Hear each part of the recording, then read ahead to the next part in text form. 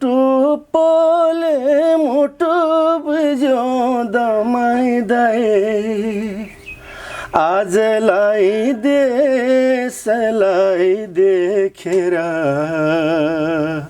जर पातमा किराले दमाइदाए देश दशा झलकै लेखेर सियोको टुप्पोले मुटु बिज्यो दमाइदाए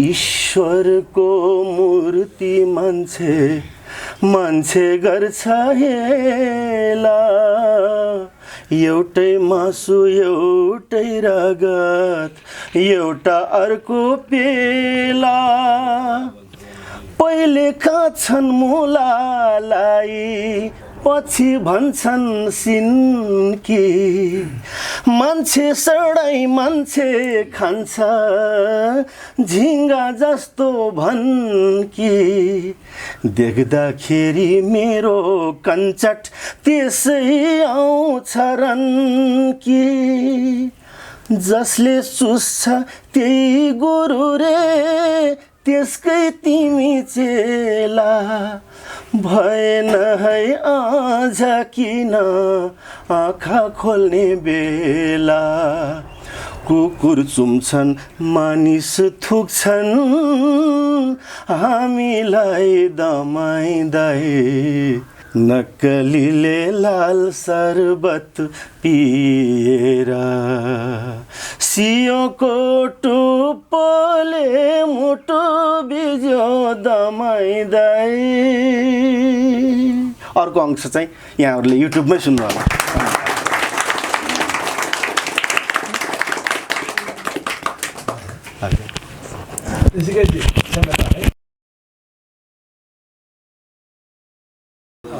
हरेक युगमा ठुला ठुला योगीहरूले उपासना गरिएका तथा कुलमा आफ्नो देवताको रूपमा पूजा गरिएको सम्पूर्ण भक्तहरूले आफ्नो देवताको रूपमा मानिएको पात्र देवताले हाम्रो र मेरो अन्तःकरणलाई शुद्ध गर्नुहोस्। यो सम्पूर्ण देवताहरूको शक्तिको रूपमा विराजमान छ र राजकुलले आफ्नो नगरमा सम्मानपूर्वक स्थापित गरेको छ। साथै हरेक पहाडमा जसलाई पादुकाको रूपमा पूजा गरिन्छ त्यस्तो पात्र देवताले हाम्रो र मेरो अन्तःकरणलाई पवित्र पार्नुहोस्। अखण्ड ब्रह्माण्डका नायक सम्पूर्ण 84 लाख प्राणी देवता गन्धर्व योगी ऋषि मुनि सिद्ध गुरु परम्परा अलख निरञ्जन स्वरूप भएका आदि सद्गुरु भगवान शिव आदिनाथको ब्रह्म चैतन्यमय ब्रह्म ज्योतिको योगावतार यति योगीराज नवनाथ 84 सिद्ध 64 योगिनीका इष्टगुरु शिव गोरक्षनाथ गुरु परम्परामा श्री पात्र देवता पूजन अर्चन प्रार्थनाको लौकिक एवं अलौकिक दुवै महत्त्व छ। 84 लाख प्राणीलाई आफ्ना क्षमता अनुरूप सृष्टि सञ्चालन गर्न कर्म गर्ने क्रममा भगवान शिव गोरक्षनाथद्वारा सम्पूर्ण शिव ब्रह्माण्डलाई नाथत्व प्रदान गर्नका लागि पात्र देवता पूजन परम्परा स्वयं आदिनाथ शिवबाट यस सृष्टिको आदिमा नै भयो। त्यही गुरु परम्परा नवनाथ 84 सिद्ध 64 योगिनी ऋषिमुनि सिद्ध गुरु सिद्ध योगी ध्यानी ज्ञानी मुनि हुँदै आज मानवसम्म आइपुग्दा पनि यथावत छ। 84 लाख योनिको विवेकमय मनुष्यत्व स्वरूपमा पात्र देवता ठुलो सार गर्भित वैज्ञानिक रूपमा भौतिक एवं आध्यात्मिक महत्त्व छ। यस सृष्टिमा 79 कोटी अर्थात् 79 करोड राजाले पात्र देवताको पूजा अर्चना प्रार्थना गरिसकेका छन् भने अन्ततः प्रजाले पनि यसको हृदय गरिमालाई आत्मसात गरेको पवित्र यथार्थता तपाईँ हाम्रो कुल परम्परा हाम्रो आन्तरिक एवं बाह्य शरीरमा छँदैछ। मात्र चेतना र जागरणको खाँचो छ। हाम्रो देश नेपाल भौतिक साधनाको साधन गर्ने भन्दा पनि आध्यात्मिक साधना गर्ने साधकको सिद्ध तपोभूमि हो। यस पृथ्वीका जति पनि सिद्ध पुरुष योग गुरु बुद्ध पुरुष चैतन्य पुरुष छन् सबै यहाँ पाइला टेकेका छन्। ऋषि मुनि देवी देवताको ऊर्जाले भरिपूर्ण भएको यो हाम्रो देश नेपाल विश्वमा चन्द्र सूर्य रौन्जेल अपवित्र बन्ने छैन। आन्तरिक ऊर्जा सम्पन्न यो गोरक्षक अधिराज्य सम्पूर्ण विश्वको दियो हो उज्यालो हो प्रकाश हो। प्रकाशलाई गुरु भनिन्छ। गोरक्षक अधिराज्य सार्वभौम सत्ता सम्पन्न धर्मसापेक्ष नेपाल विश्वको गुरु हो। भगवान शिव गोरक्षनाथले रक्षा गर्दै आएको यो हाम्रो गोरक्षक अधिराज्यमा पात्र देवताको पूजन गर्ने परम्परा राष्ट्रिय स्तरको परम्परा हो, किनभने शिव गोरक्षनाथ भगवान यस गोरक्षक अधिराज्यको इष्ट देवता हुनुहुन्छ। गोरक्षक अधिराज्यका कुलदेवता गुरु गोरखनाथको पूजा अर्चना आराधना अनुष्ठान गर्दा श्री पात्र देवताको पूजा प्रार्थना अनिवार्य रूपमा गर्नै पर्ने गोरक्षक एवं तान्त्रिक सद मान्यता छ। यस ब्रह्माण्ड र शारीरिक एउटै तत्त्व छ, यत पिण्डे तत् ब्रह्माण्डे। यस्तो ध्रुव सत्य वचन अनुसार पृथ्वीको पवित्रतामा आफ्नो पवित्रता समाहित गर्न पञ्चतत्त्व पृथ्वी जल तेज आकाश वायुको साक्षात्कार गर्नका लागि पात्र देवताको पूजा गरिन्छ। पात्र देवता पवित्र देवता एउटै नाम हुन्। सिद्ध पुरुषद्वारा ब्रह्माण्ड सम्पूर्ण ब्रह्माण्डको दिव्य शक्तिलाई सुसङ्कल्पद्वारा विश्व कल्याण शिव शान्ति विश्व शान्तिका निमित्त विश्व ऊर्जा सम्पन्न पात्रमा आह्वान गरिएको सृष्टि स्थिति लय स्वरूपको प्रतीक देव स्वरूपलाई पात्र देवता भनिन्छ। पात्र देवतालाई पूजा गर्दा ब्रह्माण्डीय ध्वनि ब्रह्माण्डीय विधि अनुसार आदिनाथ भगवान शिव गोरक्षनाथका पवित्र उपासक दर्शनीनाथ योगीद्वारा गर्ने परम्परा छ। यो परम्परा भगवान शिवबाट प्रारम्भ भएको हो।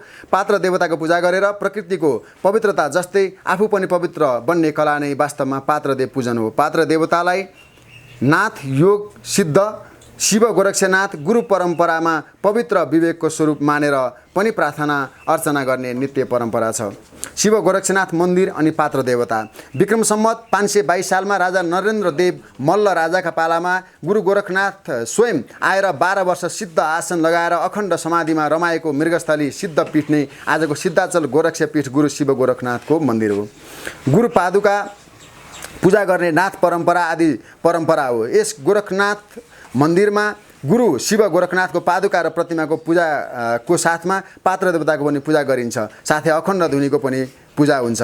वर्षमा शिवरात्रि, होली, पूर्णिमा, गोरक्ष प्रकट दिवस, विजयादशमी जस्तै पूर्णिमा पात्र देवता पूजन भ्रमण विधिद्वारा पूजा गरिन्छ, जस अन्तर्गत गोरक्ष सिद्धाचल मृगस्थलीबाट हरिशयनी एकादशीदेखि पात्रदेव गोरखनाथ भगवानको यात्रा प्रारम्भ भयो। हनुमान ढोका, पीरपाटी, बालाजु, रानी पौवा, बट्टार, लहरे पौवा, कालिका स्थान, दहीधुम, धुन्चे, चन्दनबारी, सिङ्गुम्बा, लौरी विनायक, नीलकण्ठदह, जनै पूर्णिमाको पवित्र पूर्वमा पूजा अर्चना स्नान आराधनाको अनुष्ठान सहित रोट प्रसादको भोग भण्डारा आदि नीलकण्ठ कुण्ड, त्रिशूली, मूलधारा, सूर्यकुण्ड, भैरवकुण्ड, सरस्वती कुण्ड, महादेव थान 108 कुण्डको सेवा पूजा पश्चात भगवान पात्र देवताको फिर्ती सवारी हनुमान ढोकामा हुन्छ।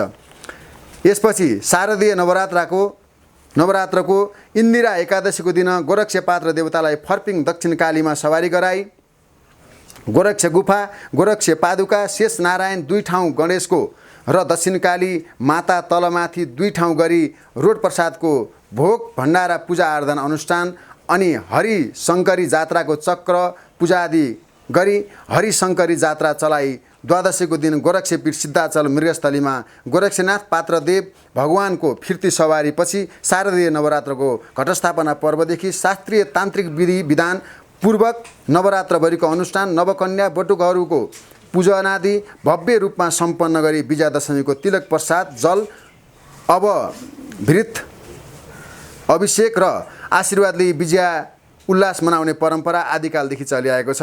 पात्र देवताको अगाडि शिव गोरक्षनाथ गुरु परम्परामा आफू शुद्ध पवित्र बन्ने बनाउने प्रण पनि गरिन्छ। पात्र देवता भनेका विश्व ब्रह्माण्डका शक्तिका समविधान स्वरूप हुन्। त्यसैले पात्र देवता पूजन बिनाको पूजा अर्चना अधुरो छ। नाथ परम्परामा युग युगमा आफ्नो ओम स्वस्ति शान्तिका लागि देवता दानव मानव राजा महाराजा नेता प्रजा सबैले पात्र देवताको पूजा गर्नै पर्छ, गरौँ। यो युगौँ युगदेखि चलिआएको चलन छ। पवित्र बन्ने कलासँग परिचित हुनका लागि पात्र देवताको पूजा गरिन्छ। जय पात्र देवता, जय गोरक्ष कालीको। योजकौ पुजारी योगी सुन्दरनाथ, योगी ब्रह्मनाथ, गोरक्षपीठ मृगस्थली, काष्ठमण्डप 2078।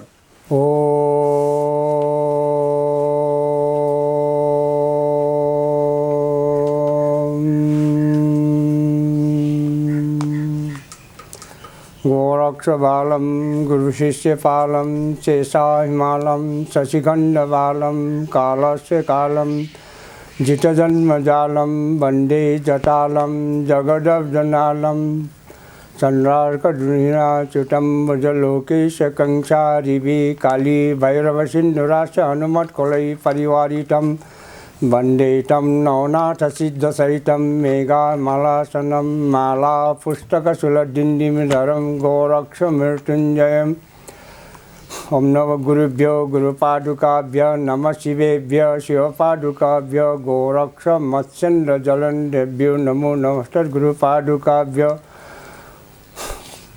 ओम 100 सल्लो 200 सल्लो 12 8 20 सल्लो सल्लो पिल्लो चिल्लो टिल्लो रक्षा गरौँ सर्व सल्लो ओम हुम फट स्वाहा। हाम्रो यो पात्र देवताको परम्परा अनादिकालदेखि भइरहेको अब पूर्ण रूपले मतलब ऐतिहासिक रूपले थाहा छैन, तर यो पात्र देवताको यात्रा तिब्बतसम्म पनि हुने गरेको प्रसङ्गहरू छन्। अहिले भारतमा 6 महिनासम्म यो कदली भन्छ, कर्नाटकमा नाथजीहरूको मठ छ। त्यहाँसम्म 6 महिना नाथजीहरू र धार्मिक व्यक्तिहरू जो यात्रामा संलग्न हुन चाहन्छन् ती यात्रीहरूको 4-6 हजार जना भन्दा धेरै यात्रीहरूको हजारौं यात्रीहरूको यात्रा गर्ने चलन अहिले पनि छ। र यसरी यो यात्रा परम्परा ठाउँ ठाउँमा छ। हाम्रो दाङको सिद्धरत्ननाथ मठबाट भारतको पाटन देवीसम्म पनि अहिले भर्खर यो चैत्र महिनाको नवरात्रमा पात्र देवताको यात्रा हुन्छ। र रत्न माणिक्य थारू राजा का पुत्र रत्न परीक्षित थारू राजालाई गोरखनाथद्वारा प्रदत्त यो शिक्षाबाट थारू राजालाई दिएको उपदेश अनुसार ओर बिना खोर बिना चाँच पाख बिना ओ जिनेवार मारो रे राजेश्वरा जाके रगत न वंशा भनेर गोरखनाथद्वारा प्रदत्त यो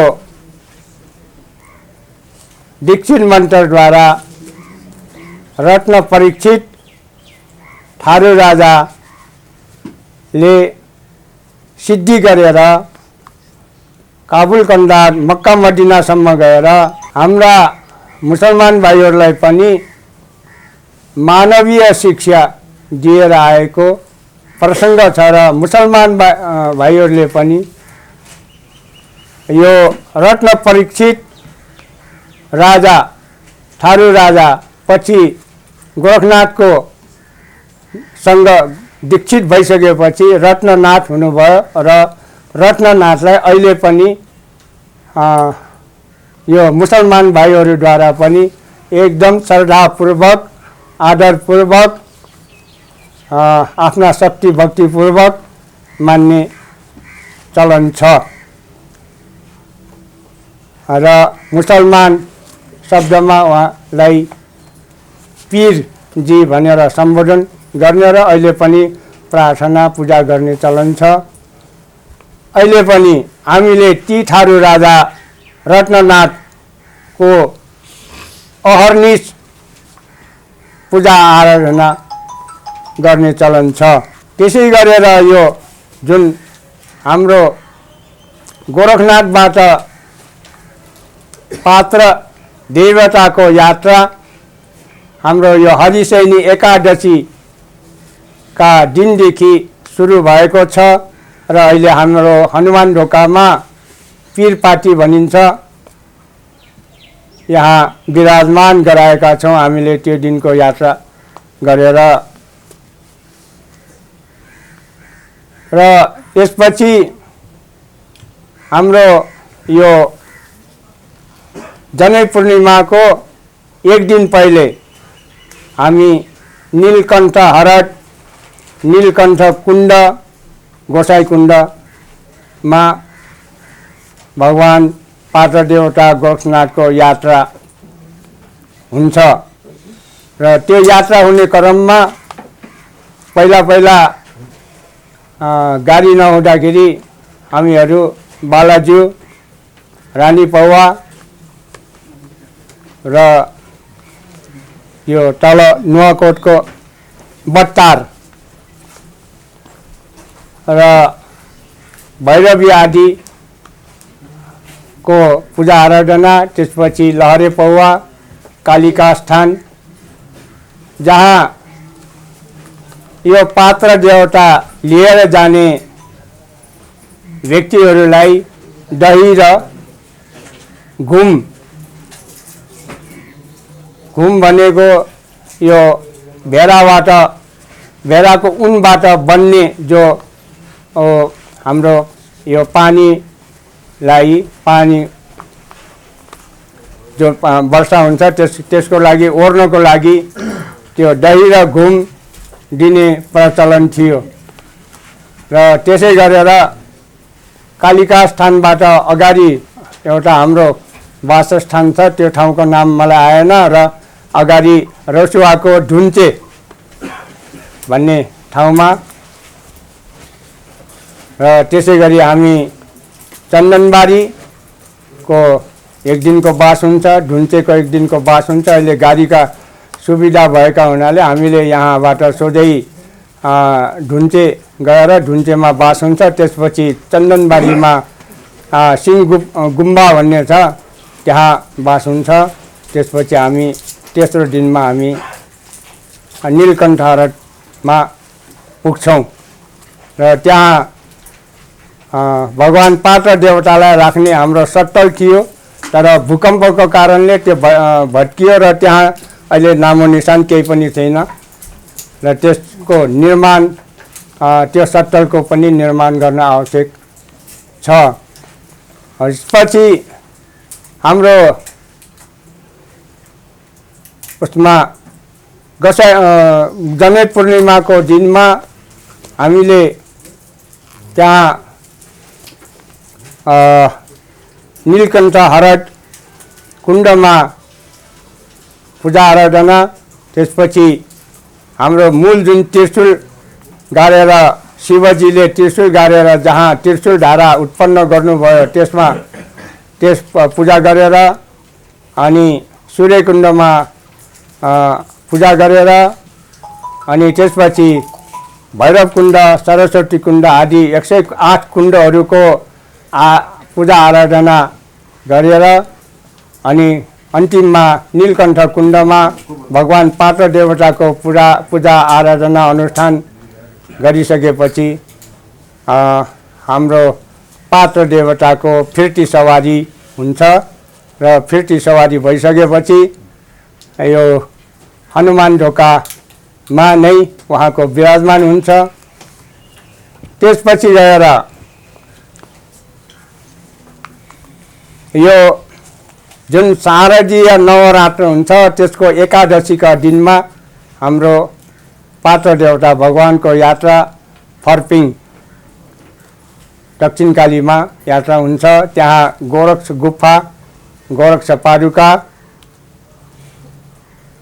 छ, त्यसको पूजा हुन्छ र शेष नारायणको पूजा, अनि दुई ठाउँमा गणेशको पूजा, अनि दक्षिणकालीको तलमाथि दुईटा माताहरूको पूजा र हामीले त्यहाँ हरिशङ्करी जात्रा हुन्छ त्यहाँ स्थानीयहरूको। त्यो हरिशङ्करी जात्राको हामीले नाथजीहरूले त्यसको पूजा गरिसकेपछि उहाँहरूको जात्रा सुरु हुन्छ। त्यो जात्रा परम्परा सुरु गराएर हामीले त्यो पूजा गरेर द्वादशीको दिनमा भगवान पात्र देवता यो एकादशी हरिशयनी एकादशीदेखि सुरु भएको पात्र देवता शारदीय नवरात्रको द्वादशीका दिनमा मृगस्थलीमा फिर्ती सवारी हुन्छ र त्रयोदशी र चतुर्दशी औँसीसम्म त्यो 3 दिनमा हामीले यहाँ सबै सरसफाइ आदि गरेर त्यसपछि घटस्थापनादेखि शास्त्रीय विधिपूर्वक तान्त्रिक विधिपूर्वक हामीले नवरात्रको अनुष्ठान गर्छौँ र त्यो नवरात्रको अनुष्ठानपछि नवमीमा हामीले नवकन्या पूजन बटुहरूको पूजन आदि गरिसकेपछि हवन आदि गरिसकेपछि अनि दशमीको दिनमा हाम्रो पात्र देवतालाई यहाँ विराजमान गराएको ठाउँबाट फेरि हाम्रो गद्दी बैठकमा ल्याएर अनि हामीले जो नवरात्रमा गरेको अनुष्ठानको शक्तिको पूजाको आराधनाको जुन त्यो छ टीका प्रसाद यो दसैँको टीका प्रसाद ग्रहण गरेर अनि त्यसपछि हाम्रो यो दशमीको विजयको विजया दशमीको उल्लास मनाउने चलन छ। यो पात्र देवताको अहिलेको संक्षिप्त परिचय अहिलेलाई यति नै हो। ओम जय शिव गोरक्ष योगी नारायणनाथ योगी श्रीनाथ महाराज। आजको बैठकका प्रमुख व्यक्तित्व विश्व हिन्दू महासङ्घका अध्यक्ष डाक्टर रामचन्द्र अधिकारीज्यू, वरिष्ठ उपाध्यक्षज्यू दीनबन्धु पण्डित दीनबन्धु पोखरेलज्यू, अन्तर्राष्ट्रिय समितिका संयोजक हाम्रो विद्वान व्यक्तित्व, यो नाथ परम्परासँग जाने बढी जानकार विद्वत व्यक्तित्व हुनुहुन्छ चिन्तामणि योगी, हाम्रो चाहिँ पूर्ण दाई, शिशिर दाई लगायत जति पनि महाराज लगायत जति पनि उपस्थित हुनुहुन्छ यहाँहरू सबैलाई हार्दिक स्वागत गर्न चाहन्छु, धन्यवाद ज्ञापन गर्न चाहन्छु, नमन भन्न चाहन्छु। यो आज हामीले पात्र देवताको प्राचीन यात्रालाई ऐतिहासिक बनाउने बारेमा छलफल कार्यक्रम भनेर विश्व हिन्दू युवा सङ्घले आफ्नो गठन भएको 1 वर्षको अवधिमा यो पहिलो पब्लिक मिटिङ हामीले चाहिँ बोलाएका छौँ। यहाँहरू चाहिँ यत्रो ठुलो सङ्ख्यामा आइदिनु भयो, हामी एकदमै आभारी पनि छौँ। यो यात्राको महत्त्वको बारेमा अघि पम्पलेट र जाने गुरुबाट धेरै कुरा आइसक्यो, त्यसकारणले त्यसमा जाने धेरै भन्न आवश्यक छ भन्ने मलाई लाग्दैन। र सौभाग्य यसपालि के छ त भन्दाखेरि यहाँ 1 वर्षदेखि वैदिक रूपले विश्व शान्ति र राष्ट्र कल्याणको लागि विधिवत रूपमा हवन भइरहेको छ, पूजाआजा भइरहेको छ, प्रवचन कार्यक्रमहरू पनि जाने यसमा जाने चलिरहेको छ। सायद सम्भवतः यही प्रभावले भनेर म मान्छु कि वर्षौँदेखि एउटा सम्बन्ध टुटेको नेपाली सेनाको सम्बन्ध यसपटक यहाँ जोडिएको छ। यो पात्र देवताको यात्रालाई राजकीय परम्पराका साथ चाहिँ सम्पन्न गर्ने कुनै बेला चाहिँ प्रचलन रहेछ, तर त्यो प्रचलनमा नेपाली सेना सहभागी हुँदै आइरहेको रहेछ, तर चाहिँ कुन कालखण्डमा हो त्यो टुटेको रहेछ, त्यो नेपाली सेनासँग पनि त्यसको इतिहास प्राप्त हुन सकेन।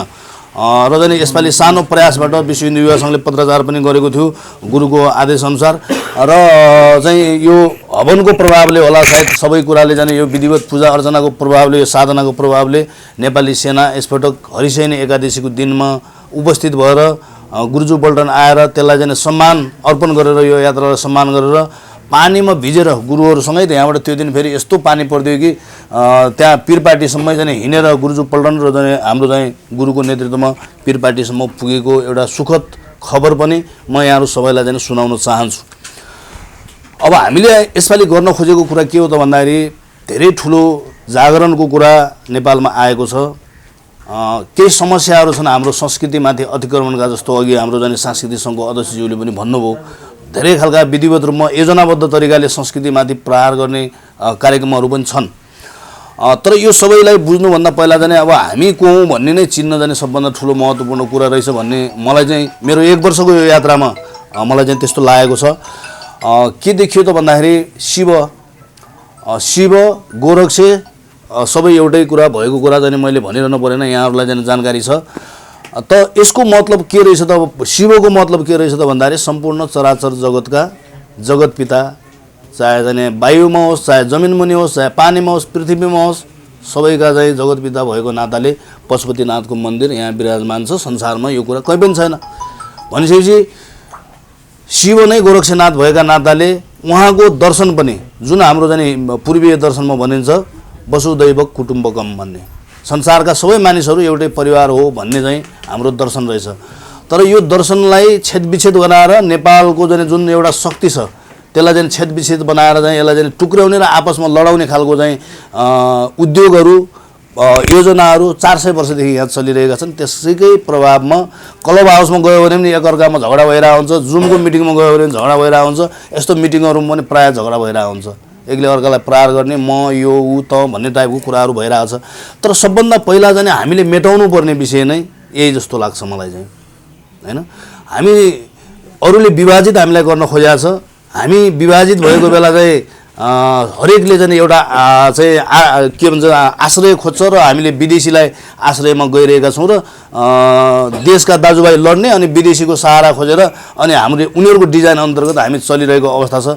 अब फेरि जाने म यहाँ राजनीतिको कुरा गर्न चाहन्न किनभने यो एकदम पवित्र विषयमा कुरा भएको हुनाले हामीले मृगस्थलीबाट कसैलाई पनि हाम्रो मञ्चबाट कसैको पनि विरोध गर्दैनौँ, कसैलाई पनि विरोध गर्न दिँदैनौँ। किन भन्दाखेरि यो देशमा राष्ट्रिय एकताको आवश्यकता छ भन्ने हाम्रो बुझाइ छ। त्यसकारणले यो जो पात्र देवताको यो यात्रा छ, यो यात्रा प्राचीन कालदेखि राष्ट्रदेवको मन्दिरबाट सञ्चालन भइरहेको छ। त्यसकारणले यो कुनै एउटा पार्टीको, एउटा कुनै क्लबको, एउटा कुनै विश्व हिन्दू युवा सङ्घ जस्ता चाहिँ साना चाहिँ फुच्चे सङ्गठनको यो होइन, यो राष्ट्रको हो। त्यसकारणले यो राष्ट्रको यात्रामा सम्पूर्ण राष्ट्रलाई चाहिँ यसपालि चाहिँ सहभागी गराउने प्रयत्न गरौँ भनेर हामीले कोसिस गऱ्यौँ। यहाँ जनमुक्ति सेनाका चाहिँ साथीहरूसहित अध्यक्ष चाहिँ पनि आउनुभएको छ। त्यसकारणले हामीले चाहिँ के आग्रह गर्न खोजेका छौँ भने आजको यो बैठकको म्यान्डेट लिएर सरकारसँग पनि यहाँ जाने हामी अपिल गरौँ। अस्ति प्रधानमन्त्रीज्यूलाई पनि हामीले खुल्ला रूपले यसमा निम्ता गरेका हौँ। उहाँ चाहिँ सुरुको दिनमा चाहिँ हुनुहुन्थ्यो, भर्खर चाहिँ सरकार गठन भएको थियो, त्यो बेला आउन नसके पनि सायद हामी सबैले चाहिँ यो भेलाबाट अपिल गऱ्यौँ भने धुन्चेमा हेलिकप्टर लिएरै पनि उहाँ आइदिन सक्ने अवस्था हुनसक्छ भने त्यसको लागि पनि कोसिस गरौँ र एउटा राष्ट्रिय उल्लासको रूपमा, राष्ट्रिय चाहिँ उत्सवको रूपमा यसलाई चाहिँ मनाउने प्रयत्न हामी गरौँ। त्यसको लागि विश्व हिन्दू महासङ्घ हुनुहुन्छ, सम्पूर्ण राजनीतिक दललाई पनि जाने हामीले अपिल गरौँ र हजारौँ मान्छे भएर जाने हामी जाने त्यहाँ जाने कोसिस गऱ्यौँ। मेची महाकालीसम्म यो यात्रालाई चाहिँ हामीले प्रचार प्रसार गऱ्यौँ र ल गोसाइकुण्ड सबैजना जाने जाउँ, एउटा इतिहास निर्माण गरौँ भन्ने हिसाबले चाहिँ हामी लाग्यौँ भने सम्भवतः यसमा सरकारको पनि सहयोग रहनेछ, सम्पूर्ण राजनीतिक दलको पनि यसमा चाहिँ सहयोग रहनेछ र विशेष गरी यो नुवाकोट र रसुवामा राजनीति गरिरहनुभएका विभिन्न राजनीतिक दलहरू, त्यहाँका जाने नेताहरूसँग पनि हामी व्यक्तिगत रूपमा पनि जाने उहाँहरूलाई जाने पत्राचार गर्ने र उहाँहरूको सहयोग लिने प्रयत्न गर्नेछौँ। र यो बाटोमा पर्ने जुन अहिले यहाँ पर्चामा पनि उल्लेख छ त्यो पुराना सबै ठाउँहरूमा एकचोटि हामी पुगेर कम्तीमा जाने गाडीबाटै आउँदाखेरि पनि स्वागत सत्कार गर्ने सानो खालको जाने एउटा वातावरण हामीले बनाउन सकियो भने त्यो पनि एउटा उपलब्धिमूलक हुनसक्छ जस्तो मलाई लाग्छ। हामीले धर्म बचाउने कुराको, संस्कार बचाउने, हाम्रो राष्ट्रको राष्ट्रियता बचाउने कुरामा चर्चा परिचर्चा गरिरहेका छौँ र हामी विभिन्न तरिकाले हामी क्रियाशील पनि त्यसमा छौँ। धर्म बचाउने हो, संस्कार बचाउने हो भने सबभन्दा पहिला यो पहिलो काम नै यो जस्तो लाग्छ मलाई, संस्कृति बचाउने। किनभने यो संस्कृति चाहिँ यो मुस्लिमको पनि हो, यो क्रिस्चियनको पनि हो, यो चाहिँ अन्य जाने जो फरक हो भन्ने मान्छेहरूको अनि धर्महरूको पनि यो सबैको जाने संस्कृति हो। किनभने राष्ट्रको संस्कृति भइसकेपछि यो देशका सबै जाने हामी जाने जनताको जाने साझा सम्पत्ति हो यो भन्ने जस्तो लाग्छ। त्यसकारणले यसलाई भव्य रूपले कसरी सफल बनाउन सकिन्छ र हामीले यसमा जाने के योगदान गर्न सक्छौँ आफ्नो हिसाबले भन्ने हिसाबले सबैको कुरा सुनौँ, सबैलाई जाने यही अनुरोध गरौँ भनेर आजको यो मिटिङ बोलाएको कुरा मैले विनम्रतापूर्वक यहाँहरू सबैलाई जानकारी गराउन चाहेँ। यसबाट हाम्रो राष्ट्रिय एकताको प्रारम्भ हामीले गर्न सक्यौँ भने सेनाले आएर विधिवत रूपले जाने यहाँ होम हवन जाने इत्यादि 1 वर्षदेखि भइरहेको छ राष्ट्र कल्याण र विश्व शान्तिको लागि। सेनाले आएर त्यसलाई जाने सलामी अर्पण गरेर चाहिँ यात्रा प्रारम्भ भएको छ र यो यात्रामा हामी सबै जोडिन सक्यौँ भने मलाई लाग्छ यो देशले जे कुरा खोजिरहेको छ त्यो कुरा प्राप्त हुन्छ जस्तो लाग्छ। किनभने जुन शक्ति यो देवभूमिको जाने शक्ति हो त्यो जागृत हुने अवस्थामा जाने छ जस्तो मलाई आफूलाई पनि त्यस्तो लाग्छ। यो सबै धेरै साधना गर्ने व्यक्तिहरू, विद्वान व्यक्तिहरू यहाँ हुनुहुन्छ, यहाँहरूले जाने बढी जानकारी यहाँहरूलाई होला त्यो बारेमा। यही उद्देश्यका लागि आजको मिटिङ हामीले बोलाएका हौँ, यहाँहरू उपस्थित भइदिनु भयो र आफ्नो ठाउँबाट चाहिँ प्रभावशाली भूमिका निर्माण गरेर यो एउटा इतिहास आफ्नो पनि एउटा इतिहास यो यात्रामा सहभागी हुने सफल बनाउने कुरामा योगदान गरेर एउटा इतिहास निर्माण गर्ने कुरामा हामी सबै लाग्नेछौँ भन्ने म आशा राख्दै यहाँहरू सबैलाई धन्यवाद भन्न चाहन्छु। धन्यवाद।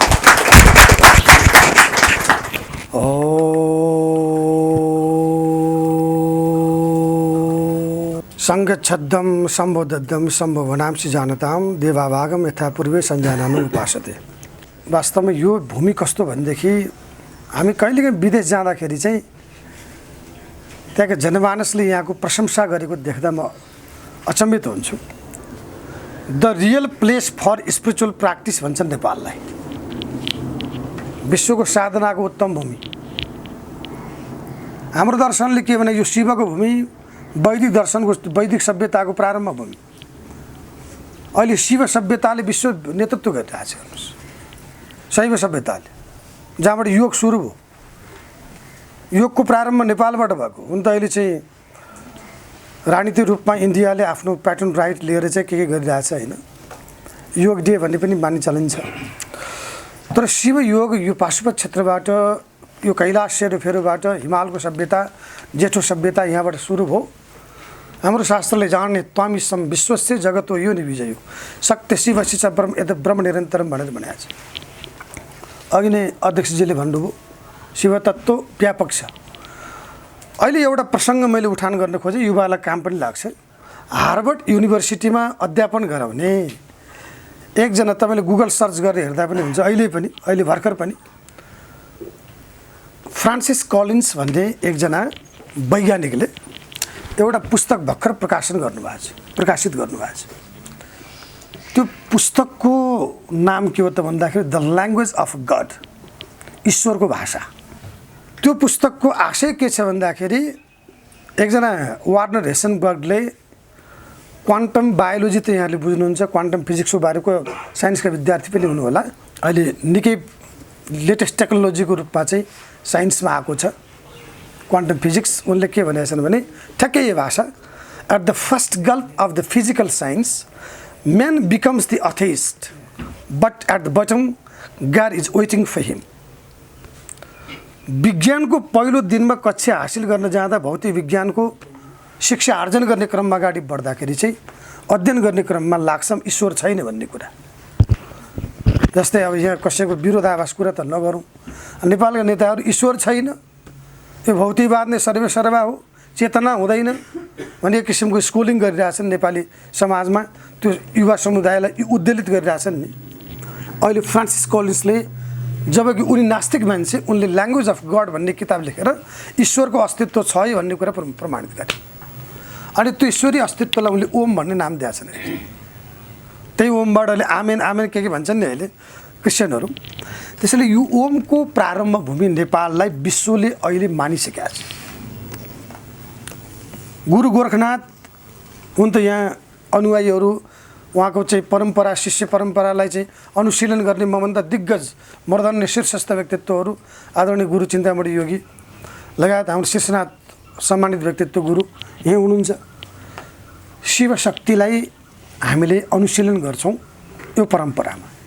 यो शिवको भूमि हो, यो शैव भूमि हो, यो पाशुपत क्षेत्र विशेष भूमि हो। मैले भने यहाँ योग र ध्यानको भूमि हो, यो साधनाको भूमि। मैले अघि नै भने the real place for spiritual practice विदेशीले भन्छन्। विश्वको हरेक कुनामा अहिले चाहिँ 209वटा चाहिँ देशमा अहिले योगको साधना हुन्छ। यो नेपालबाट प्रारम्भ भएको यो। त्यसैले हामी, हाम्रो चिन्तन, हाम्रो विरासत, हाम्रो क्षितिज, हाम्रो बुझाइ, हाम्रो अध्ययन व्यापक रूपमा विश्व स्तरमा छ। हामी ज्ञान र विज्ञानको दुईटै विषयले, दुईटै समायोजित रूपमा अत्यन्त धनी छौँ। त्यस कारणबाट यो पात्र देवता पनि हामी अघि नै भन्यो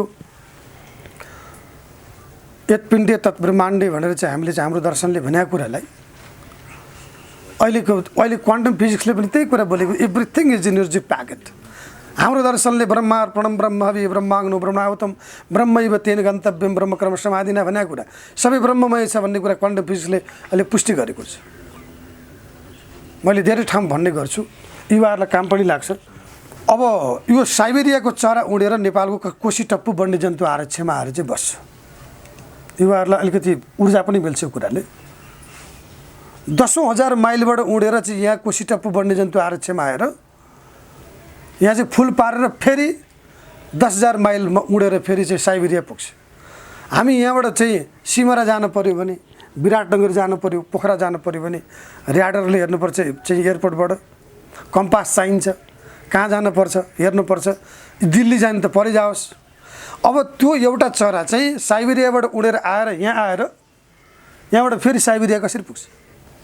हो त्यही विषयमा क्वान्टम बायोलोजीले 2005 मा कोपनहेगन इन्टरप्रिटेसन भन्ने सिद्धान्तबाट एउटा कुरा पुष्टि गर्यो कि हाम्रो ब्रह्माण्डमा रहेको सबभन्दा सानो चिजलाई हामी परमाणु भन्छौँ।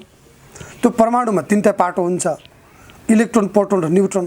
इलेक्ट्रोनको चाहिँ अहिले आएर क्वान्टम बायोलोजीले के स्टडी गर्यो भनेदेखि इलेक्ट्रोनको डुएल नेचर हुन्छ, द्वै चरित्र हुन्छ। हामी अहिलेसम्म अध्ययन गरेको चाहिँ हाम्रो प्रचण्ड, बाबुराम लगायत भौतिकवादी नेताहरूले अहिले अन्यथा भन्न खोजे होइन, उनीहरूले अध्ययन गरेर चाहिँ पदार्थको मात्र नेचर हुन्छ। अहिले आएर चाहिँ त्यसमा चाहिँ ऊर्जा हुन्छ भन्ने कुरा प्रमाणित भयो। त्यसैले सम्पूर्ण पदार्थको स्रोत ऊर्जा हुन्छ, त्यो ऊर्जाको स्रोत भाइब्रेसन हुन्छ, त्यो भाइब्रेसनले गर्दाखेरि उडेर त्यहाँ पुग्छ। What is the source of vibration भन्दाखेरि अहिले क्वान्टम बायोलोजीले त्यो पुष्टि गरेको छ, Higgs boson. The source of vibration is the consciousness, चेतना हो। चेतना ब्रह्माण्डमा सम्पूर्ण चेतनामय छ भनेर क्वान्टम बायोलोजीले अहिले पुष्टि गर्यो। त्यो कुरा हाम्रो दर्शनले, अघि नै मैले एउटा श्लोक भनेको थिएँ नि गीताको, ब्रह्मार्पण ब्रह्मभि ब्रह्माग्नो ब्रह्माहुतम ब्रह्मैव तेन गन्तव्यम ब्रह्मकर्म समाधि। सम्पूर्ण ब्रह्ममय छ भन्ने कुरा जो हाम्रो दर्शनले बोलेको छ। यो भूमिमा चाहिँ वेदको रचना भयो, पञ्चम वेद महाभारतमा यही लेख्यो, वेदव्यासले यही लेख्नुभयो भने यो भूमि विश्वको साधना स्थल। यस्तो किसिमको क्रियाकलाप जो पात्र देवताको, मैले सबै कुरा त बुझेको छैन, आज आएर बुझेँ। नबुझेको कुरामा धेरै बोल्नु नि हुँदैन, तर पनि हाम्रो गुरु गोरखनाथको परम्परा, स्वयं शिवले पनि पूजा गर्ने यस्तो किसिमको यो शैव परम्पराको आधारभूमि नेपाल, यो विश्वको वैदिक सभ्यताको प्रारम्भ भूमि नेपालमा जुन किसिमको हाम्रो क्रियाकलाप अगाडि बढ्दैछ, यसले अघि नै अध्यक्षज्यू ऋषिकेश जङशाहले भने जस्तै गरिकन संस्कृति रहेन भने, धर्म रहेन भने, स्वधर्म स्वसंस्कृति हाम्रो स्वसभ्यता पूर्वजको विरासत र सभ्यतालाई अनुशीलन गर्ने आधारशिला खडा हुन सकेन भनेदेखि राष्ट्र रहँदैन। राष्ट्र भने चाहिँ वास्तवमा यो भूगोल मात्र होइन, अहिले त्यो राष्ट्रलाई सिद्ध्याउनुको लागि प्रपञ्च भइरहेछ। विधर्मको नाममा अथवा चाहिँ विधर्मीहरूको प्रवेशको नाममा या अन्य अन्य प्रपञ्चको नाममा राजनीतिमा भौतिकवादलाई प्रश्रय दिएर, जबकि भौतिकवाद विश्वमा फेल भइसकेको छ। अहिले अध्यात्मवाद बिनाको भौतिकवाद हुन सक्दैन भन्ने कुरा मैले अघि नै फ्रान्सिस कोलिन्सको उदाहरण दिइसकेँ, द ल्याङ्ग्वेज अफ गड भन्ने पुस्तकले त्यो कुरो पुष्टि गरिरहेको छ भनेर। त्यसैले अध्यात्मवाद र भौतिकवाद दुइटै चाहिन्छ। त्यो भूमि नेपालमा अध्यात्मको प्रारम्भ भूमि यहाँबाट सुरु भएको हो। यस्ता परम्परा, यस्ता मान्यतालाई राज्य स्तरबाट यसको संरक्षण गर्ने, वकालत गर्ने, अनि त्यस पछाडि राज्यले यसमा लगानी गर्ने र आफ्नो स्वदर्शन, स्वसंस्कृति, स्वराष्ट्रको चाहिँ गरिमालाई उँचो गर्न राज्य आफै लाग्नुपर्छ। बरु हामी कहाँ कहाँ जानुपर्छ कार्यकर्ताको हैसियतमा हामी जान तयार छौँ। युवा साथीहरू लाग्नु भएको छ। विश्व हिन्दू महासङ्घले विरासतलाई चाहिँ युवा सङ्घले उठान गर्न लाग्छ। विश्व हिन्दू महासङ्घको साथ छ, शीर्षनाथ गुरुहरूको साथ छ। यस्ता दिग्गज मूर्धन्य शीर्षस्थ व्यक्तित्वहरूको आगमनले एउटा ऊर्जा भरेको छ। त्यो कार्यक्रममा सकेसम्म म पनि जाने प्रयत्न गर्नेछु, मैले वचनबद्धता गरेँ। त्यस कारणबाट यहाँहरू सबैको साथ सद्भाव रह्यो भने हाम्रो जुन अभियान, हाम्रो जुन विरासत छ, हाम्रो मौलिक परम्परा छ र हाम्रो मान्यताको अझै उजागर हुनेछ, त्यसको पुनर्जागरण हुनेछ। पुनर्जागरणको अभियानमा हामी सबै सरिक हौँ, यही आग्रहको साथमा। त्यसैले हामी ज्ञान विज्ञानको चाहिँ समाहित प्रक्रियाबाट अगाडि बढ्ने, हाम्रो जीवनशैलीले हामीसँग ऊर्जा पनि छ, चेतना छ, हामीसँग भौतिक तत्त्व पनि छ। भौतिकता र आध्यात्मिक परम चैतन्य सत्तालाई सँगै लिएर जाऊ भनेर हाम्रो ईश्वरले हामीलाई, सृष्टिकर्ताले हामीलाई पठाइसकेपछि हामी अध्यात्मवादी मात्रै पनि या भौतिकवादी मात्रै पनि भनेर हामीले वास्तवमा एकपक्षीय विषयलाई मात्रै, एउटा विचारवादलाई मात्रै वकालत गऱ्यो भने हामी एकाङ्गी हुन्छौँ। हामी एकाङ्गी बन्ने हो भने हामी पूर्ण बन्ने हो, यति निवेदन गर्न चाहन्छु। त्यही भएर हाम्रो दर्शनले पूर्णमिदं पूर्णात् पूर्णमुदच्यते पूर्णस्य पूर्णमादाय पूर्णमेवावशिष्यते यही विषयलाई उठान गरिएको छ। यही कुरालाई अनुशीलन गर्दै हामी सबै अगाडि बढ्न सकौँ भन्ने कामना आग्रहको साथमा यहाँले जुन अभियानको शुभारम्भ गर्नुभएको छ यसलाई शुभेच्छा र मेरो कोणबाट म पूर्ण रूपमा साथ सद्भाव र सहयोग गर्नेछु भन्ने वचनबद्धताका साथमा मेरो वाणीलाई यही विराम गर्दछु। हरिओम तत्सत नारायण। निगमागमौ अनादि भन्छ क्या अध्यक्षज्यू। निगम परम्परा र आगम परम्परा दुवै अनादि परम्परा हुन्। अब तथापि निगम परम्परा र आगम परम्पराका भिन्नता विशेषता विशिष्टता के छन् भन्ने कुरा आयो। दीनबन्धु गुरुले हल्का त्यसमा एक दुईवटा कुरा राखिसक्नुभयो, त्यसैलाई म हल्का व्याख्या गर्छु। निगम परम्परा भनेको यज्ञ प्रधान हो, आगम परम्परा भनेको योग प्रधान हो। निगम परम्परा भनेको मन्त्र प्रधान हो, आगम परम्परा भनेको तन्त्र प्रधान हो। निगम परम्परा भनेको पूजा परम्परा हो, आगम परम्परा भनेको पात्रता परम्परा हो। दम छ भने आओ, छैन भने जाऊ, बात करता हूँ। निगम परम्परा भनेको दीक्षा परम्परा, दीक्षा लिनु पर्यो सबले, ब्राह्मण रूपेण क्षेत्र रूपेण वैश्य रूपेण जसको जे छ लिनु पर्यो। निगम परम्परा भनेको दीक्षा परम्परा हो, आगम परम्परा भनेको पात्र परम्परा हो। गुरुहरूले पात्रता भएको व्यक्तिलाई पात्र दिन्थे। जस्तो दाङमा 1300 वर्ष पुरानो मन्दिर छ। अब ऋषिकेशी त धेरैपल्ट जानुभएको छ, दीनबन्धु गुरुले पनि धेरैपल्ट कथावाचन गर्नुभएको छ। अस्ति मात्रै विश्व हिन्दू महासङ्घका अध्यक्षज्यू, वरिष्ठ उपाध्यक्षज्यू उहाँको यात्रा भएको छ। महन्तजीको त नेपालभरिका सबै पीठहरूमा उहाँको आफ्नो भ्रमण प्रवचन आदि इत्यादि चलिरहेको छ। त आगम परम्परामा चाहिँ के भन्छ, पात्रतालाई हेरिन्छ के, जसमा पात्रता छ उसले पात्र ग्रहण गर्ने हो। यानि कि दाङमा गुरु गोरखनाथले 1300 वर्ष पहिले सिद्धरतननाथलाई पात्र दिए, यो पात्रको पूजा गर। पात्रता त सबैमा हुँदैन नि। त्यही भएर चाहिँ निगम परम्परा भनेको दीक्षा परम्परा हो, आगम परम्परा यानि कि शैव परम्परा, आगम परम्परा भनेको के हो त उपदेशी परम्परा हो। यहाँ त बडा रमाइलो कुरा छ, नेपालको त बडा ब्युटिफुल छ। किन गुरु गोरखनाथले अष्टाङ्ग योगलाई षडङ्ग योग बनाए, किन गुरु गोरखनाथले अजपा गायत्रीलाई सोहमलाई हंस गायत्री बनाए, किन प्रसाद परम्परालाई रोट परम्परा बनाए, किन सेतो जनेलाई कालो जनेऊ बनाए, सबैले टुप्पी पाल्नुपर्छ भने गोरखनाथले किन टुप्पी फाल्नुपर्छ भने, सबैले षट्चक्र भने गुरु गोरख नवचक्राणी किन भने, सबैले टीका लगाउने कत्रो हजुर हो त्यत्रो शीतल कृष्ण महाराज टीकामै कत्रो व्याख्यान छ। गोरखनाथले किन टीका लगाउने, विभूति लगाओ, चलो मस्त रहो, भस्म लगा, बात खत्तम, हैन। अनि चाहिँ भस्म परम्परा किन चलाए, यति यावत कुराहरू छन्। यी सबै कुराको अहिले आयो पात्र देवता, त्यो उपदेश ग्रहण गर्ने उपदेशी परम्परा, पात्रता भएका गुरुहरूले सिद्ध व्यक्तिलाई त्यो पात्र दिने, अनि त्यही पात्रको पूजा हुने र त्यही पात्र देवताको पूजा गर्ने क्रममा विभिन्न प्रकारका मेलाहरू लाग्ने। जहाँ जहाँ तपाईँका चाहिँ नाथ परम्पराका पीठहरू छन् त्यहाँ त्यहाँ पात्र देवताको पूजा हुन्छ, नेपालमा पनि भारतमा पनि। र त्यो पात्र देवता के हो त, एक प्रकारले गुरु गोरखनाथको प्रतीक हो। र गुरु गोरखनाथ पात्र देवतामा देव रूपेण, पात्र रूपेण, सूक्ष्म रूपेण त्यहीँ बस्नु भएको छ र त्यहाँ उहाँले आशीर्वाद दिइराख्नु भएको छ। र त्यो पात्र देवतालाई कसले ग्रहण गरेको छ, सत्पात्र। विद्या ददाति विनयम विनयाद्याति पात्रताम, यस्य पार्श्वे पात्रता अस्ति तत्रैव पात्र देवता अस्ति तत्रैव पात्र देवता पूजा भवति पुनः तो चित्तम मम पात्र देवता। अनि त्यो पात्र देवताको पूजा त हुन्छ। फेरि आगम परम्पराका पूजाहरू, तान्त्रिक पूजाका कुरा आए, हैन, शाक्त परम्पराका कुराहरू आए, शैव परम्पराका कुराहरू आए। कैयौँ पूजाहरू गुह्य पूजा हुन्छन्, बाहिर सबैलाई देखाउनु हुँदैन, देखाए उसले बुझ्दैन, हैन। बुझेन भने त गीता पढ्यो बुझेन भने त बोलाउँछ भने जस्तै हुन्छ, हैन, त्यस्तै खालको। तर फेरि समय समयमा पात्र देवताको मेला लाग्छ। अब मलाई पनि थाहा थिएन, म ऋषिकेशजीलाई धन्यवाद दिन्छु, विश्व हिन्दू महासङ्घका अध्यक्षज्यूलाई, हाम्रो महन्त महाराजलाई। यहाँबाट पनि पात्र देवताको परम्परा चाहिँ गोसाइकुण्डसम्म जाने परम्परा रहेछ। दाङमा तपाईँको चाहिँ त्यो मेला तपाईँको चाहिँ इन्डियासम्म पुग्छ। दाङमा चाहिँ हजुरको दाङबाट पाटन देवी मन्दिरसम्म पुग्छ। रत्ननाथ बाबा त्यहाँ चाहिँ आफ्नो बहिनीलाई भेट्न जाने अनेकौँ प्रकारका छन्। समय समयमा देवताहरू निस्कन्छन्। किन निस्कन्छन् त?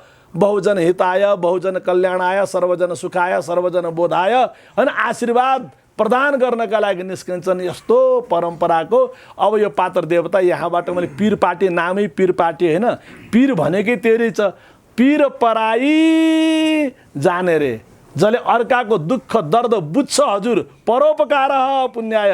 अब हाम्रो भागवतको यस्तो प्रसिद्ध गुरु हे हुनुहुन्छ होइन, जसले परोपकार बुझ्छ, जसले पर पीडा बुझ्छ, पीर one who can understand the grief of every single creature. Body होइन, मान्छे होइन, मान्छे त सामान्य हो, लटरम पटरम किम हजुर, मान्छे पीर पर पर्छ नि हजुर, मान्छेलाई के भयो त, कोरोना भयो हुन्छ नि, के भयो त, मर्यो मर्छ नि, के भयो त। यहाँ त हामी त भन्छौँ जीव जन्तुलाई पनि कोरोना नहोस्, यो कुकुरले पनि बस्न पास, त्यही हो हजुर पीर भनेको होइन शेखरजी होइन। कुकुराणाम कृतेपि आसनं भवेत् होइन, सर्वे भवन्तु सुखिनः भनेपछि पीर पार्टी भनेको त्यही हो, कुकुरको लागि आसन ग्रहण हुनुपर्छ है। तपाईँहरू सुन्नुभयो तपाईँले इन्डियामा कुत्ता बाबा कतापट्टि थिए, मथुरा वृन्दावन कता थिएन, अयोध्यामा कुत्ता बाबा भन्ने थिए, नामै कुत्ता बाबा, भक्तहरू नौ तर कुत्ताहरू भनेपछि यो कुरा हो। त्यो पात्र देवताको यो जुन मेलावाला कुरा उठ्यो, गोसाई कुण्डको बडा राम्रो कुरा उठ्यो। एउटा सानो जानकारी अध्यक्षज्यू, वैदिक प्रमाण भेटेको छैन, शास्त्रीय प्रमाण भेटेको छैन, एउटा प्रमाण तथापि के भन्छ नि, यो लोक प्रमाणमा पनि प्रमाणम अस्ति। एउटा शास्त्र प्रमाण हुन्छ, अर्को लोक प्रमाण हुन्छ, चलन पनि प्रमाण हो। भगवान शिवले, महन्त महाराज भगवान शिवले एउटा पाइतला बनेपा गोसाई थालमा टेकेछन्, अर्को पाइतला गोसाई कुण्डमा टेकेछन् हजुर। त्यही भएर त्यो गोसाई थान बनेपामा अहिले पनि भव्य मेला लाग्छ जने पूर्णिमा। एउटा वर्ग जान्छ बिहानदेखि केही नखाएर मन्त्र भने गर्छ, अर्को वर्ग बिहानदेखि खाएर नाचे गर्छ। एउटाले माला घुमाएको घुमाइछ, अर्कोले डम्फु बजाएको बजाइछ, एउटा बिचरा नाङ्गै थरथर काँपिरहेको छ, अर्को के लुगा लाएर नाचिराखेको छ। That's what the beauty of our Nepali culture, diversity with divinity. नखाने नखाऊ स्वागत छ, खाने खाऊ स्वागत छ, भगवानको नाममा बिहानै तपाईँको जनेपुरमा धुमधाम माला डम्फु बजाउनेले डम्फु बजाएका छन्, माला घुमाउनेले माला घुमाएका छन्। त्यहाँ बनेपामा नैमिसारण्य गुरुकुल छ, म त्यसको प्रमुख संरक्षक छु, अध्यक्षज्यू सबैलाई थाहा छ। त्यो एउटा पाइतला टेकेको हुनाले गर्दा अनि मैले सोधेँ कहाँ चाहिँ कुन प्रमाणमा छ भन्दा यो लोक प्रमाण हो। सयौँ को आएको थियो मेलामा, मेरो बाजे पनि आउनुहुन्थ्यो गएर, बाजे भनेपछि त तपाईँको उमेरको त्यो 80 वर्ष भन्छ, बाजे आउनुहुन्थ्यो भने कुरा सक्यो नि त। अब त भनेपछि त कहीँ न कहीँ त रहेछ हो। ती भगवान शिवले गोसाई कुण्डमा गएर जब उहाँले विष पान, अब पान भनिन्छ तर मैले चाहिँ विष व्यवस्थापन भन्छु, जब भगवान शिवले विषलाई व्यवस्थापन गर्नुभयो, घाँटीमा लगेर राखिदिनु भयो र घाँटीमा राखेपछि, घाँटीमा धारण गरेपछि कण्ठमा धारण, कण्ठ त जल्यो। That's what the management of the poison. किन सबै कुराको आफ्नो ब्युटी छ, होइन भने त सारा शरीर जल्ने थियो। अनि त्यो जलन भइसकेपछि गोसाई कुण्डमा जानुभयो, त्रिशूल गाड्नुभयो, त्यहाँबाट चाहिँ जल सृष्ट भयो, भइसकेपछि भगवान शिव चाहिँ त्यहीँ जलमा विश्राम गर्नुभयो, जलेश्वर महादेव बन्नुभयो भन्ने जुन कुरा हो, त्यही कुरासँग जोडिएको पात्र देवताको जुन यो महायात्रा हो, त्यसमा सबै आउँ भन्ने मैले पनि सबैलाई अनुरोध गरेँ है। यता क्षमताम है, हात जोडेँ सबैलाई है। अहिले सबैभन्दा पहिला त हामीले सबै संस्कृतिको संरक्षण गर्नुपर्छ, राष्ट्र र राष्ट्रियता बचाउनुपर्छ भन्ने कुराहरू आइसके। तर त बचाउनु त पर्छ, सबैले भन्छौँ, तर कसरी बचाउने? अब हामी धेरै हाँगा छौँ, धेरै छिन्न छौँ होइन। अब हाम्रा यी 5वटा औँला छन्, एउटा औँलाले कसैलाई हान्यो भने केही पनि हुँदैन, तर यी 5वटै औँलाहरूलाई एक ठाउँ बनायो भने, त्यसले प्रहार गर्यो भने गहिरो चोट लाग्छ। त्यसकारण अब सम्पूर्ण धार्मिक शक्तिहरू एक ठाउँमा आएर एउटा एकता गरेर अब हिन्दुत्वको आन्दोलन सुरु गर्नुपर्छ भन्ने एउटा आवाज उठेको छ। त्यही आवाज अन्तर्गत हामीले देवघाटमा एउटा भेला गरेका थियौँ। त्यो देवघाटको भेलाले विश्व ओमकार एकता महाअभियान भन्ने एउटा चाहिँ सबै धार्मिक संस्थाका अध्यक्षज्यूहरूलाई बोलाएर एउटा समिति गठन गरेका छौँ। तथापि हामीले सबैलाई बोलाउन सकेनौँ। त्यहाँ स्वामीजीहरूको जुन आदेश थियो, त्यहाँ पनि एउटा सन्त समाज छ, नेपाल सन्त समाजले जसलाई बोलाउनु भनेर भनेको थियो त्यति मात्रै हामी त्यहाँ सहभागी बन्यौँ। तथापि हामीले अहिले चाहिँ यो युवा परिचालन समितिको संयोजक मण्डलमा हामीले ऋषिकेश जङ्गजीलाई त्यहाँ राखेका छौँ। यो यहाँहरू सबैले स्वीकार गरिदिनु हुन म हार्दिक अनुरोध गर्दछु। त्यसपछि हाम्रो त्यसको चाहिँ विश्व हिन्दू महासङ्घ नै त्यसको अभिभावक संस्था छ। त्यसको सर्देय अध्यक्षज्यू नै यो सल्लाहकार समूहको संयोजक हुनुहुन्छ र हामी सबै त्यहाँ धेरै सङ्घ संस्थाहरूका अध्यक्षज्यूहरू त्यसको संयोजक मण्डलमा हुनुहुन्छ र हामी सबैको तर्फबाट चाहिँ यसको निमित्तको रूपमा चाहिँ गान्धारी के अरे यो गान्धी बोक्ने भनौँ त्यसको रूपमा चाहिँ यसको प्रमुख संयोजकको रूपमा चाहिँ अब यो नेपाललाई हिन्दू राष्ट्र बनाउनुको लागि चाहिँ संयोजकको प्रमुख संयोजकको रूपमा हामीले चिन्तामणि योगीजीलाई चाहिँ त्यहाँ सबैले चयन गरेका छौँ। सम्पूर्ण त्यहाँ गएका 60 जनालाई नै गङ्गाजीमा लगेर साधुहरूले गुरुहरूले अब त यो भएन यिनीहरू त यहाँबाट गएर बिग्रिन्छन् कि भनेर गङ्गाजीमा लगेर आधा जलमा राखेर जौतिल कुश लिएर सबैलाई सङ्कल्प गराउनु भयो।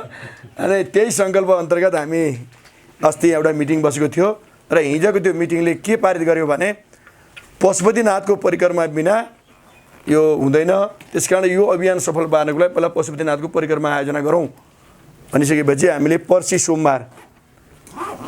सोमबार बिहान 7:15 बजे हामी पश्चिम गेटमा यहाँ उपस्थित हुनेछौँ। यहाँहरू सबैलाई चुली निमन्त्रणा छ, साथै यहाँहरूले धेरैभन्दा धेरैजना साथीहरूलाई बोलाउनु नै छ। हामी सबैजनाले पश्चिम गेटबाट प्रारम्भ गरेर यसलाई दाहिने व्रत पुरै पशुपति क्षेत्रलाई हामी दाहिने व्रत गरेर हामी सङ्कल्प गर्नेछौँ नेपाललाई हिन्दू राष्ट्र बनाउने महासङ्कल्पमा हामी चाहिँ सहभागी हुनेछौँ।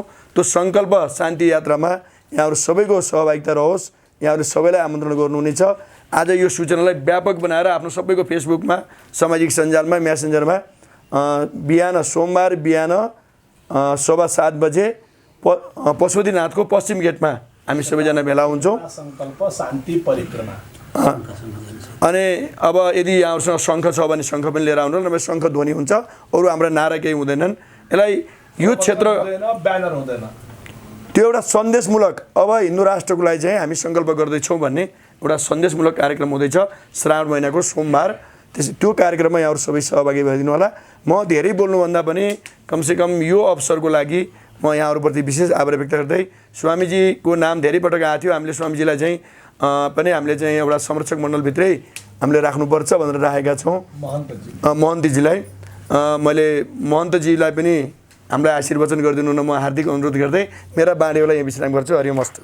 यहाँहरू सबैलाई एकमुष्ट रूपमा प्रणाम गर्छु। ओम ओम आदेश सबैलाई प्रणाम। लगभग भन्नुपर्ने विषय खासै केही देखिनँ, किनभने हामी आउँदाखेरि महन्तजी महाराजले यो विषयलाई स्पष्ट बनाइसक्नु भएको थियो। त्यसपछि श्रद्धेय दिनबन्धु गुरुजीले यसलाई अझै स्पष्ट बनाउनु भयो। अन्तिममा आगम र निगमले दुईवटा शब्दले श्रद्धेय चिन्तामणि गुरुजीले यसलाई एकदमै हामीलाई खुलाएर भनिदिनु भयो, यो के हो पात्र पूजा भनेर। मैले पनि बुझेँ, शिवपुराणमा लिङ्गम चिन्हम भनेर पढेको हो, लगभग त्यस्तै कुरा लाग्यो। यो पनि शिवलिङ्ग चाहिँ के हो भन्दाखेरि अब हामीले नाना कुरा सुने पनि वास्तवमा शिवलिङ्ग भनेको शिवजीको चिन्ह हो। लिङ्गम चिन्हम एउटा चिन्ह हो, प्रतीक हो। त्यस्तै चाहिँ भगवान् गोरक्षनाथको चिन्ह भनेर पात्रलाई मैले बुझेँ, यति बसाइमा मैले बुझेको कुरा। र सधैँ गुरुहरूले गर्नुभएको छ संस्कृति बचाउने जुन इच्छा छ हामीभित्र, त्यो अलिकति माथिल्लो लेभलमा आयो भने हामी आफ्नो सन्ततिका लागि घरको चिन्ता गर्छौँ, आफ्नो बिजनेसको चिन्ता गर्छौँ, के व्यापार छोडेर जाने, कति भौतिक सम्पत्ति, स्ट्रक्चर कति छोड्ने भन्ने कुरा चाहिँ विशेष हामी ध्यान दिन्छौँ। यो स्ट्रक्चर छोड्दै गर्दा उनीहरूका लागि क्यारेक्टर कतिको छोड्ने, के कुरा उनीहरूले फलो गर्ने, कस्तो खालको विचार लिएर उनीहरू अगाडि बढ्ने, आजको म पछि आउने 2 पिँढी पछिको व्यक्तिले कस्तो विचार लिएर समाजमा आफ्नो काम गर्छ भन्ने कुरा चाहिँ हामी सोच्दैनौँ। हामी त्यो विषयमा प्रवेश नै गर्दैनौँ। यो लगभग हामी सबैको यो समस्या हो। तर वास्तवमा मलाई के लाग्छ भने, मेरो आफ्नो विचार मलाई के लाग्छ भने, स्ट्रक्चर डेभलपमेन्ट आज कसैले पनि गर्न सक्छ। व्यक्ति यति भौतिकवादी भएको छ, +2 पढेपछि कमाउन सुरु गर्छ, उसले कमाउँछ, घर बनाउँछ, जग्गा किन्छ, यो ठुलो कुरा होइन। तर संस्कृति र आफ्नो संस्कारलाई लिएर हिँड्न बडा गाह्रो छ। त्यो बिर्सिँदै जान्छ। घर छोड्ने बित्तिकै काठमाडौँको हावाले छुन्छ, काठमाडौँ छोड्ने बित्तिकै बाराको हावाले छुन्छ, जहाँ गयो त्यहीँको हावाले छुन्छ। त्यहाँको हावाले छुँदा पनि त्यो व्यक्तिको केही नबिग्रियोस्। म 2 मिनट मात्रै समय चाहिँ ध्यान दिनु होला। जस्तै मोटरसाइकल चलाउने साथीभाइले के गर्नुहुन्छ भने एउटा त्यो विन्ड चिटर भन्ने चाहिँ एउटा ज्याकेट लगाउनुहुन्छ, त्यसले गर्दा बाहिरको हावाले असर, हावा त आइरहेको हुन्छ तर उहाँहरू प्रुफ हुनुहुन्छ, त्यसले आफूलाई सुरक्षित राख्नुहुन्छ किनभने उहाँहरू बाँधिएर आउनुभएको छ, भित्रबाट कसिनु भएको छ। त्यस्तै चाहिँ हाम्रो अब आउने पिँढीको मनमा हाम्रो संस्कृति र हाम्रो संस्कारलाई लिएर एउटा विन्ड चिटर जस्तै एउटा मजबुत विचारको एउटा खाका बाँध्नु पर्यो। जस्तै संस्कृति आओस्, जस्तै बिगार्ने मान्छे आओस्, उसको विन्ड चिटरको भित्र त्यो मैले भन्नु त्यो संस्कृति र त्यो संस्कारको ज्याकेटको भित्र त्यो प्रुफभित्र चाहिँ पस्न नसकोस्, उसले हल्लाउन नसकोस्, त्यसलाई त्यति बलियो खालको एउटा विचार भित्र भर्नु अब हामीले बहुत आवश्यकता छ। मेरो हजुरबुवाले कमाएको सम्पत्तिले मेरो बुवालाई पुगेन, बुवा कमाउन फेरि जानुभयो, पिताजीले कमाएर मलाई पुगेन, कथा भन्दै यिनीको दक्षिणा लिन्छु मैले अलिअलि, अब मैले कमाएकोले मेरा ससुरलाई पुग्दैन, म फेरि कमाउन हिँड्छ, तर मेरो हजुरबुवाले लगाइदिएको जनै मेरो बुवाले लगाउनु भयो, त्यही जनै मैले लगाएको छु र त्यही जनै म आफ्नो बच्चाहरूलाई लगाउने प्रयास गर्नेछु। त्यही गायत्री हजुरबुवाले जप्नु भएको थियो, बुवाले जप्नु भयो, म जप्दैछु र मेरो आउने सन्तानलाई म जप्न सिकाउँछु। विचार युगौँ युगसम्म रहन्छ, स्ट्रक्चर रहँदैन, क्यारेक्टर रहन्छ, चरित्र रहन्छ। त्यसैले जरुरी छ हामीहरूले यो संस्कृतिको जगेर्ना गर्नु। हाम्रो दिनबन्धु गुरुजीले बहुत राम्रो विचार राख्नुभयो, योगी गुरुजीलाई त हामीले सुनिरहेका छौँ, त्यसैले म धेरै बोलिनँ, अर्को कार्यक्रममा पनि जानु छ। यहाँहरूले जुन यो विश्व हिन्दू महासङ्घको जुन युवा परिषदले जुन यो विचार लिएर आएको छ, जुन एउटा एजेन्डा लिएर आएको छ, यो बहुतै राम्रो छ। धेरै समय भारतमा बस्ने भएकोले म फिजिकल्ली यहाँ चाहिँ उपस्थित कम भएको हो, जस्तै प्रभुजीले हुनु धेरैले भन्नुहुन्छ भर्चुअली मात्रै देखेको भन्नुहुन्छ, तर पछिल्लो समय म पनि नेपालमा लामो समय बिताउने योजनाका साथ आएको छु। भक्तिपथ फाउन्डेसन नामक संस्थाकोबाट हामीले विचार चिन्तन एउटा चाहिँ सुसंस्कृत समाजको निर्माण गर्ने भनेर चाहिँ काम गरिरहेका थियौँ। प्रभुजी बिहान पनि त्यो मिटिङमा उहाँ पनि हुनुहुन्थ्यो, माइनेट लिएर हाम्रो संस्थामा उहाँ पनि हुनुहुन्छ काठमाडौँ शाखामा। हामीहरू बिहान त्यो मिटिङमा थियौँ, त्यसपछि गुरुजी कहाँ गयौँ, अहिले कमलनारायण स्वामीजी कहाँ, फेरि यहाँ म त थाहा नभइकन आएको व्यक्ति साँचो बोल्दाखेरि। वास्तवमा यसको पुरा सुखद आनन्द अनुभूति मलाई मिलेको छ। यो कस्तो कार्यक्रम हो, के कार्यक्रम छ यहाँ भन्ने गुरुहरूलाई जानकारी थियो। नबोलाएको व्यक्ति भनिन्छ नि, म साँच्चै नबोलाएको व्यक्ति हुँ। म आफ्नै घर जाँदा परमात्मा गोरक्षनाथ भगवान्ले मलाई ल्याइदिनु भएको आज यहाँ, किनभने मलाई यो कार्यक्रमको विषयमा जानकारी थिएन। आउन मेरो सौभाग्य हो र यसमा मैले आफ्नो व्यक्तिगत तर्फबाट संस्थागत तर्फबाट के गर्नुपर्छ, कसरी साथमा लिएर हिँड्न सकिन्छ भन्ने कुरामा आफ्नो जे भूमिका बन्न सक्छ। म धेरै सानो छु, गुरुहरूमा उमेरले हेर्ने म साँच्चै केटी नै छु, शिक्षाको क्षेत्रमा पनि म सानै छु उहाँहरूभन्दा। अब दिनबन्धु गुरुजी यहाँ पहिलेदेखि जोडिनु भएको छ, सबै चिन्तामणी योगी गुरुजी हुनुहुन्छ, सबै गुरुजीहरूको बिचमा आफूलाई अगाडि बढाउँ र यो संस्कृतिलाई जगेर्ना गरौँ। संस्कृति बच्यो भने देश बच्छ, देशले, संस्कृतिले, भाषाले, भेषले, विचारले, भावनाले, सम्पूर्ण कुराले एउटा राष्ट्र निर्माण हुने हो। राष्ट्र केवल शब्द होइन, नाम होइन, यसमा सबै कुरा छ। भारतमा हामी हिँड्दै गर्दाखेरि एउटा टोपी देख्यो भने मान्छेले परैबाट नेपाली भन्छ कि भन्दैन भन्नुहोस् त? हजुर अमेरिकामा घुम्यो भने परैबाट नेपाली भन्छ, टोपीले नेपाली भन्यो, हाम्रो भाषाले नेपाली भन्छ, हाम्रो पहिरनले नेपाली भन्छ, हाम्रो टिकाले हामीलाई नेपाली भन्न सक्छ। हामी सबै कुरा मिलेर संस्कृति, पोसाक, भाषा, वेशभूषा सबै मिलेर एउटा राष्ट्र बन्छ। त्यसैले संस्कृतिको जगेर्ना गरौँ। जरो बचाएपछि वृक्ष आफै बच्छ, फल आफै बच्छन्। यति भन्दै म आफ्ना शब्दहरूलाई विराम दिन्छु। ओम आदेश। नमस्ते सबैजनालाई, मेरो नाम अविनाश साहानी, म बारा जिल्लाबाट काठमाडौँ लगभग 10 वर्ष जति भयो बसेको। पेसाले एनसेलको लागि एउटा शान्तिर काम गरिन्छ। यहाँ अब ऋषि दाइसँग हिजो अस्ति भर्खर जोडियो यो सङ्गीत भाइले गर्दाखेरि खुसी लाग्यो। मलाई इन्ट्रेस्ट पनि थियो। हाम्रो सनातन संस्कृति, हिन्दू संस्कृति, वैदिक ज्ञान, आयुर्वेद, योग, यो सबैमा म पहिलेदेखि इन्ट्रेस्टेड थिएँ एकदमै धेरै। किनभने यिनीहरूमा वास्तविक रस छ, वास्तविक दम छ भन्नुपर्दा। अरू यो भौतिक कुरा, मेटेरियलिस्टिक कुरा, स्ट्रक्चरका कुरा भनेका आर्टिफिसियल कुरा हुन्, पछिबाट यसलाई विकास गरिएका कुराहरू हुन् यिनीहरू भनेको। तर जुन वास्तविक स्पिरिचुअलिटी हो, जुन आध्यात्म हो, त्यो भनेको हजारौँ लाखौँ वर्षदेखि चल्दै आएका कुरा हुन् र त्यसमा रस छ भन्ने कुरा मलाई केही समय पहिलादेखि आभास थियो। त्यही भएर त्यही कुराहरू त्यही भाइब्रेसनले पोजिटिभ भाइब्रेसनले तानेर मलाई यहाँसम्म ल्याएको र ऋषि दाइसँग जोडिन पाएँ। मलाई खुसी लाग्यो, एकदमै धेरै इन्ट्रेस्टेड छु म उहाँसँग अगाडि बढ्न चाहन्छु। अरू कुराहरू पनि छन्, पछिका कार्यक्रमहरू पनि भन्दै जाउँला। अलिकति स्वाभाविक लागेन यहाँ त्यो कुराहरूलाई खोल्नको लागि। जस्ता अब धेरै कोरोना सम्बन्धी कुराहरू छ, कन्स्पिरेसी सम्बन्धी कुराहरू छन्। मेरो आफ्नो रिसर्च छ 2 वर्षको, अलिकति समय चाहिन्छ त्यसको लागि। छोटो 2 मिनटमा टुङ्ग्याउन सकिँदैन, टाउको माथिबाट जाला सबैको, दिमागले ठ्याक्कै टिप्दैन 2 मिनटमा, अलिकति समय चाहिन्छ त्यसको लागि। सो यस्ता कुराहरू चाहिँ पछि आउने कार्यक्रमहरूमा खोल्ने इच्छा राखेको छु मैले र अनुमति पनि लिन चाहन्छु। अब हाम्रो त रगत नै अब हिन्दू हो, अब त्योभन्दा बढी हामीलाई अरू केही थाहा छ जस्तो मलाई चाहिँ लाग्दैन। हिन्दू हुँ कि होइन भन्ने पनि सायद हामीलाई थाहा छ कि छैन, तर हामी हिन्दू चाहिँ भन्छौँ। हिन्दू कर्महरू चाहिँ हामीले केही गर्छौँ जस्तोमा पनि मलाई शङ्का नै लाग्छ। अब कोही 95% यहाँ हिन्दूहरू छन् भन्छन्, कोही 84% अझ पनि छन् भन्छन्। मलाई त अब 2-4% पनि छन् कि छैनन् त्यसमा पनि धेरै शङ्का छ। 90% चाहिँ हिन्दू हुने राष्ट्रमा हिन्दूहरूले चाहिँ न हिँड्न पाउँछन्, न बोल्न पाउँछन्, न घरभित्र चाहिँ र बाहिर निस्किन पाउँछन्, न यहाँ मठ मन्दिरमा छिर्न पाउँछन्। मठ मन्दिरमा पनि अर्काको निगाह र चाहिँ कृपाले चाहिँ अलिकति चाहिँ दर्शन गर्न पाएकोमा हामीले भयङ्कर विश्व नै विजय गरिहाल्यौँ कि भन्ने चाहिँ फेरि फुर्ती पनि हामीले नै दिइराखेका हुन्छौँ। बडा दुःखको साथ हामीले बोल्नुपर्छ ती कुराहरू। र यी सम्पूर्ण कुराहरू किन भइराखेका छन् त आखिरमा? अब जो हिन्दूलाई समाप्त गर्ने हुन्, जो नेपाललाई समाप्त गर्ने हुन्, अब हिन्दू भन्ने कुराहरू फेरि नेपाल र हिन्दू भन्ने हिन्दू राज्य भन्ने कुरा एक अर्काका पर्यायवाचीको रूपमा सृष्टिकालदेखि आइरहेको कुरा। अब त्यसलाई त हामीले बिर्सिनु त भएन। अब त यी कुराहरूलाई अब सबले स्क्याटर गरेर लगिराखेका छन्।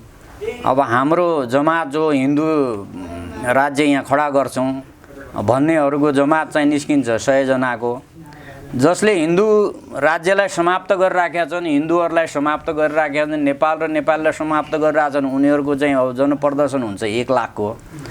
अब त्यो 100 जनाको जनप्रदर्शनले गर्दाखेरि त झन् हाम्रो आफ्नै चाहिँ अब बेइज्जत मात्र चाहिँ भएको मैले त देखिराखेको छु। 100 जना, 50 जना, 2 जना, 4 जनाका झुन्ड लिएर फेरि देशै कब्जा गरिहाल्छु, हिन्दू राज्य ल्याउँछु भनेर अब हाम्रो समाप्ति चाहिँ आफै खाल्डो खन्ने काम चाहिँ हामीले गरिराखेका छौँ। कमसेकम 10-15 जना भए पनि यहाँ 1000वटा सङ्घ संस्थाहरू छन् यहाँ हिन्दू भन्नेकाहरू। बडा शर्म लाग्छ आफूलाई त्यो भन्न पनि। योभन्दा त बरु अरू भन्नमा अलिकति मलाई सजिलो लाग्छ। र यो समाप्ति हाम्रो गर्ने काम पनि हामी आफैले गरिराखेका छौँ। कोही अरू चाहिँ धर्मावलम्बीहरूले गर्ने भन्ने कुरामा पनि मलाई चाहिँ एक रत्ती पनि विश्वास छैन है। यो आफैले आफ्नो खाल्डो खन्ने, आफैले आफूलाई पुर्ने, आफ्नो समाप्ति भइसकेर पनि अझ यहाँ 90% हिन्दूहरू छौँ भन्ने। हिन्दूहरू कोही पनि छैनन् यो देशमा। हिन्दूहरूको न कुनै अस्तित्व छ, न कुनै इज्जत छ, न कुनै हाम्रो चाहिँ कुनै हैसियत छ। यथार्थ भनेको त्यही नै हो हैन। पशुपतिनाथ चाहिँ अब 14 महिना भइसक्यो, 16 महिना भइसक्यो। सृष्टिकालदेखि पशुपतिनाथ बन्द भएको छैन, तर अहिले आएर चाहिँ पशुपतिनाथ बन्द छ। हामी फेरि छाती फुलाएर भयङ्कर ठुलाउँ भनिराखेका छौँ। बडा गिडगिडा आएर चाहिँ अब चाहिँ उनीहरूको खुट्टामा चाहिँ यसरी चाहिँ नाक रगडेर जिब्रो रगडेर अब त्यहाँभित्र चाहिँ अलिकति छिर्ने हामीलाई कृपा भएको छ। हाम्रो औकात भनेको त्यति नै हो, यथार्थ भनेको त्यति नै हो। हामी यो देशमा हामीले चाहिँ बस्न पाऊँ। हे प्रभु, तिमीहरूको दास भएर पनि चाहिँ हामी बस्न पाऊँ। हाम्रो आमा, दिदी, बहिनी सबैको तिमीहरू इज्जत लुट र उनीहरूले लुटिरहेका छन्। त्यसमा ताली बजाएर फेरि फुर्ती हाँकेर हामीले संसार कब्जा गरिसक्यौँ भनेर त्यस्तो चाहिँ हाइपोथेटिकल कुराहरू पनि नगरौँ। यथार्थमा जाउँ। हाम्रो केही पनि अस्तित्व छैन।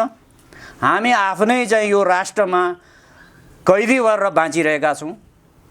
अहिले 15-16 महिनादेखि हामीलाई घरभित्र थुनिराखेका छन्। अब हामी यतिसम्म चाहिँ अब मेन्टल्ली वाइप आउट भइसक्यौँ। त्यसलाई भन्छ अब नेपाली शुद्ध भाषामा भन्ने हो भनेपछि बौला भन्छ कि। अझ पनि हामीले के भनिरहेका छौँ, कोरोनाले चाहिँ मारिराखेका छ। कोरोनाले आएर चाहिँ यहाँ चाहिँ हामीलाई डिस्टर्ब गर्यो। राज्यले प्रत्यक्ष रूपमा हाम्रो हत्या गरिराखेका छ। कि त आँखै फोडिदिनु पऱ्यो हामीले आजबाट। हामीले आँखा अगाडि देखिराखेका छौँ, त्यसको लागि फेरि प्रमाण खोजिराखेका छौँ। कहाँनिर कोरोना आएर चाहिँ कसलाई के टोक्यो, कोही एकजना छ त्यस्तो जन्मेको देखाउन सक्ने यहाँ। तर राज्यले हामीलाई प्रत्यक्ष रूपमा यहाँ घरबाट निस्किन दिँदैन। 15-16 महिनादेखि हाउस एरेस्ट गरेर राखिराखेको छ। त्यो त आँखाले देखिराखेका छौँ नि। त्यसमा के एभिडेन्स चाहिन्छ र? हाम्रो सम्पूर्ण चाहिँ काम गरेर जे पनि जीविकोपार्जन गर्ने चिजहरू सब उनीहरूले बन्द गरिदिइसके। ओके, अब हामी पानी बिनाको माछा भइसक्यौँ, निरीह भएर रोडमा आइसक्यौँ। अब मिडल क्लासका चाहिँ मान्छेहरू त सबै फुटपाथमा आइसके। अब फेरि भनिरहेको छौँ कोरोनाले मार्यो भनेर, कि हामी पुरै चाहिँ पागल भइसक्यौँ कि भइसकेन एकचोटि चेक गर्नु पऱ्यो। आज घरमा गएर बडा गहिराइका साथ चाहिँ यसलाई चिन्तन मनन गर्नु पऱ्यो, हामी मान्छेमा पर्छौँ कि पर्दैनौँ। अब हिन्दू हुने यी हुने भने त धेरै परको कुराहरू, त्यसको लागि त तपस्या गर्नुपर्छ। यस्ता फोटे गफहरू चाहिँ नदिउँ होइन। हिन्दू भनेको त्यो हो जो यो विश्वको सर्वोत्कृष्ट एउटा चाहिँ संस्कार संस्कृति एउटा सभ्यता, अब ती कुराहरूमा आउँछन्। हामी त्यति सभ्य त्यति उच्च स्तरका छैनौँ, हामी एकदमै स्तरहीन छौँ होइन। वास्तविकतामा जानुपर्छ। कोरोनाको बारेमा अहिलेसम्म 15-16 महिनासम्म पनि चाहिँ हामीले बुझ्ने हैसियत नराखेकाहरूले अरू हिन्दूका कुराहरू गरेर चाहिँ यो फोकटिया चाहिँ अब 10-15 जनाको जत्ता ल्याउँदै अब हिन्दू राज्य चाहिँ यहाँ चाहिँ कब्जा गर्छौँ, देश हाम्रै हो 90% छु भनेर यो कुरा गर्न चाहिँ कति उचित छ कति अनुचित छ। तर एउटा खुसीको कुरा के छ भनेपछि यहाँ चाहिँ विश्व हिन्दू युवा सङ्घका एउटा चाहिँ योद्धा हुनुहुन्छ हाम्रो ऋषिकेश जङ शाह, उहाँप्रति चाहिँ मलाई गर्व छ होइन। अब उहाँले अब यस्तो परिस्थितिमा जहाँ अब घरबाट हामीलाई निस्किन दिँदैनथे, यहाँ चाहिँ अब निस्किनु पर्दाखेरि पनि उनीहरूको चाहिँ एकदम चाहिँ कृपाका साथ फेरि लुकेर अब चाहिँ मास्क लगाएर कसैले देखिहाल्छ कि भनेर हामीले ठुलो चाहिँ अपराध संसारको सबै चाहिँ अपराधहरू हामीले गरिरहेका आतङ्कवादी मुखै नदेखाउने हिसाबले हामीले नाक मुख छोपेर लुक्दै चाहिँ आउनुपर्ने परिस्थितिमा पनि उहाँले कहिले आजसम्म मास्क लगाएको मैले चाहिँ देखेन है। आई रियल्ली स्याल्युटिङ होइन। अब त्यो दम चाहिँ मैले कसैमा पनि देखेन। उहाँको अनुसरण चाहिँ विश्व हिन्दू महासङ्घका अध्यक्षज्यूले चाहिँ गरेको जस्तो मलाई लाग्छ।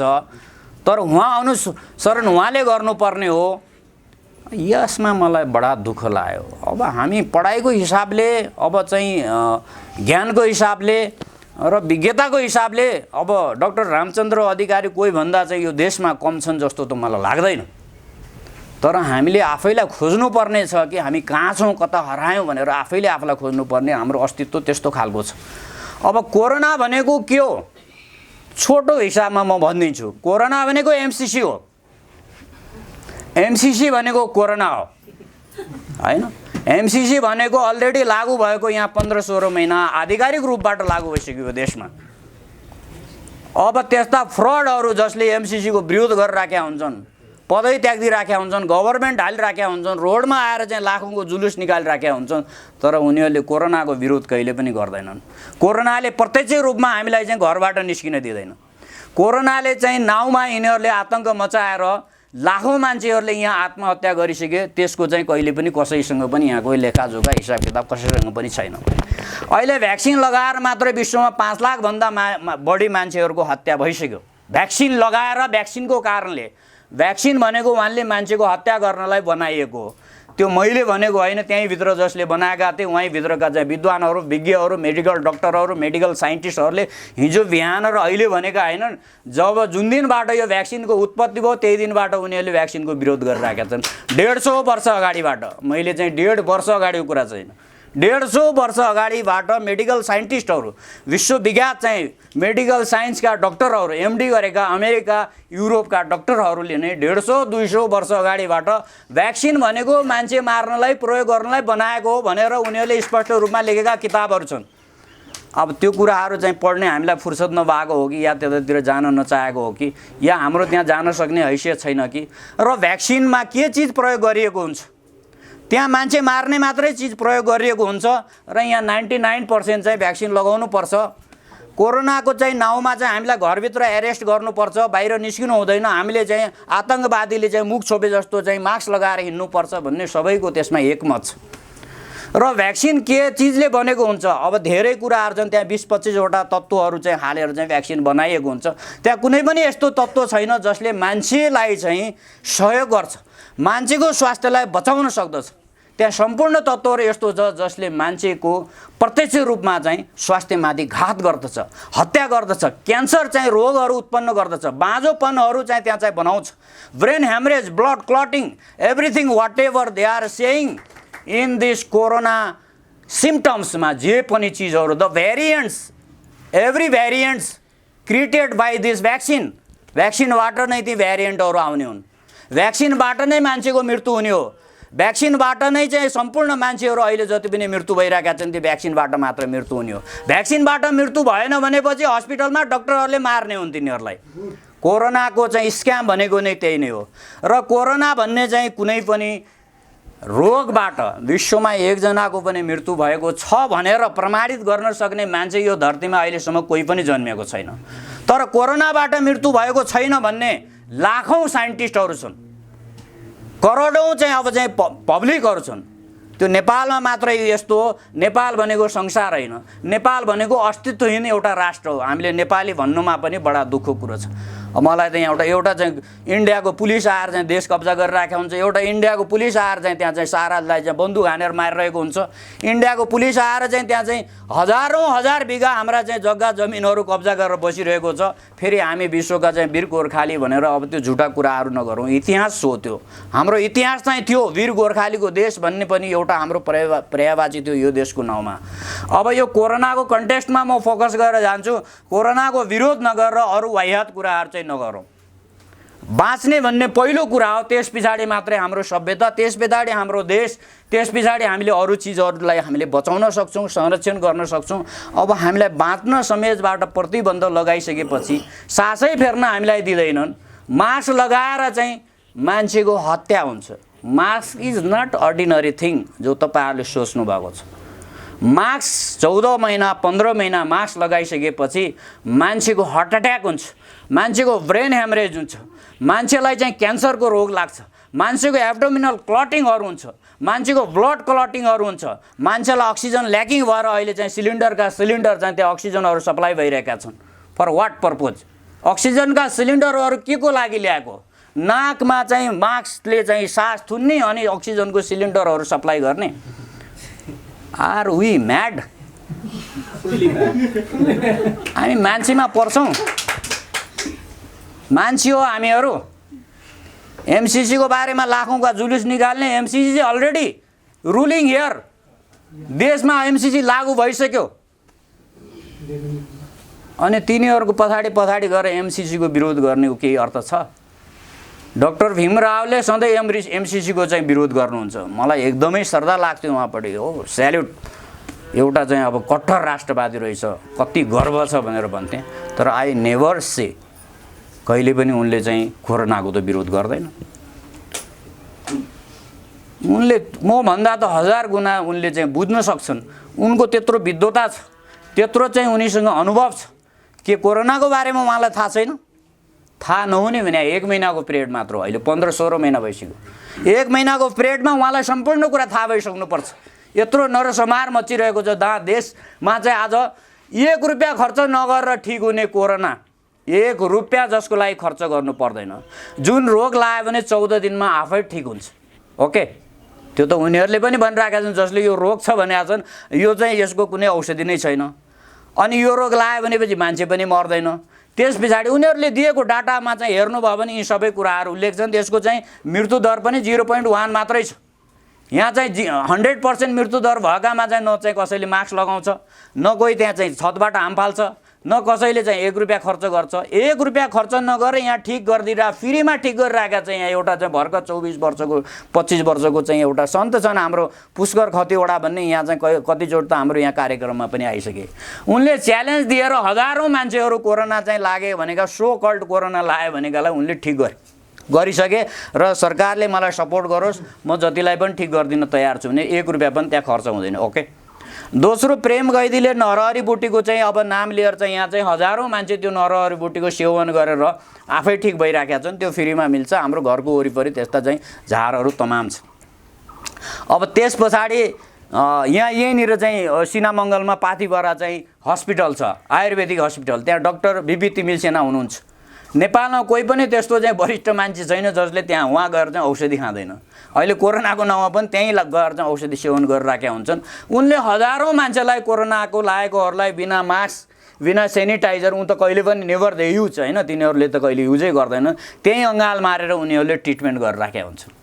त भनेपछि यहाँ चाहिँ योग योगासन जहाँ चाहिँ यहाँ चाहिँ जडीबुटीहरू छन्। विश्वको सबभन्दा धनी राष्ट्र हाम्रो, यस्ता जडीबुटी छन् मरेको मान्छेलाई सुँगाइदियो भनेपछि त्यो मान्छे पनि जीवित फर्किन सक्छ। ऊ यहीँनिर ओइबक्सिन्छ गुरुजी। अब चाहिँ हामी योगी नरहरनाथको चाहिँ चेला ओइबक्सिन्छ, उहाँलाई सोधौँ यहाँ त्यस्ता जडीबुटी कति छन् जो मरेको मान्छेलाई सुँघायो भने जीवित हुने चाहिँ यस्तो चाहिँ राष्ट्रमा। अब त्यो पाजी कोरोना जहाँ मेरो नाउँ लियो भने कोरोना ठिक हुन्छ, मेरो नाउँ लियो भने त्यहाँ केही नभने 1 करोड मान्छेहरूले चाहिँ मेरा इन्टरभ्यूहरू हेरेका होलान्, जसमा चाहिँ 20-25 लाख मान्छेहरू त्यो इन्टरभ्यू हेरेर उनीहरू जीवित भइसके। कोरोनाको डरले जहाँ चाहिँ उनीहरू चाहिँ मर्न लागिरहेका थियो त्यो भिडियो देखेर चाहिँ उनीहरू चाहिँ जीवित भएका छन्। कमेन्टहरू हेर्नु होला त्यहाँ कति मान्छेले कमेन्ट गरेका छन् हामी बाँच्यौँ भनेर। त भनेपछि अब यसको नाउँमा यिनीहरूले 200 अरब रुपियाँ चाहिँ यिनीहरूले निकालेर खाइसक्यो डाकाहरूले। All terrorist are ruling our government. आतङ्कवादीहरूले देश चलाइराखेका छन् होइन। उनीहरूले चाहिँ 200 अरब रुपियाँ त लिगल्ली निकालेर खाइसके। 200 अरब 2 रुपियाँ खर्च नहुनेमा त्यो चाहिँ उनीहरूले यो कोरोनाको नाउँमा मात्रै निकालेको। त्यस पछाडि त्यहाँबाट चाहिँ यिनीहरूले चाहिँ एक दिनमा खरबौँ रुपियाँको यहाँ चाहिँ नोक्सानी हुन्छ। एक दिन बन्द गर्दाखेरि आज 14 महिना 15 महिना 16 महिना देश बन्द गर्दाखेरि कति नोक्सानी भयो र त्यहाँ कति भ्रष्टाचार गरिरहेछन् त्यो त अब चाहिँ दैनिक चाहिँ त्यहाँ गभर्मेन्टमा उनीहरू आफै पार्टीका मान्छेहरूले त्यो भनिरहेका छन्। दैनिक त्यही मात्र हुन्छ त्यहाँ। अब अर्को कुरा के छ भने फेरि विश्व चाहिँ ब्याङ्कबाट अब विभिन्न चाहिँ यिनीहरूले कोरोनाको नाउँमा खरबौँ रुपियाँ ऋण लगिरहेको छ। ऋण लिने भनेको चाहिँ हामीले ऋण लिनलाई ब्याङ्कमा आफ्नो प्रपर्टी राख्नुपर्छ। यिनीहरूले देश दैनिक बेच्दै त्यहाँ ऋण लिइराखेका छन्, कसले तिर्ने त्यो? अब सबैलाई हतार पनि भइसक्यो यो विषयमा। अब आफूले पनि अध्ययन गर्नु होला। अब अरू कुराहरू हामी सँगसँगै छलफल गरौँला। हामी सबै एउटै हो र हामी हाम्रो हातबाट चाहिँ सम्पूर्ण चिज गइसक्यो, पुनर्स्थापित गर्नुपर्छ भनेर हामी रियुनाइट हुनुपर्छ। सबैलाई मेरो धेरै शुभकामना छ र म सबैसँग चाहिँ एकैबद्धता चाहिँ जनाउन पनि चाहन्छु। र आजको यो कार्यक्रममा यो पात्र देवता वास्तवमा यो मलाई पनि जानकारी थिएन। यसको जानकारी नहुनुको मतलब चाहिँ कस्तो भने बिचमा अब कतै टुटेको अथवा हाम्रो संस्कार संस्कृतिहरूप्रति मतलब मान्छेहरूको थोरै मान्छेलाई मात्रै जानकार भएको व्यापक रूप गर्न नसकिएको पनि हुनसक्छ र फर्मल एजुकेसनमा यस्ता कुराहरू नहुनु पनि एउटा कुरा हो।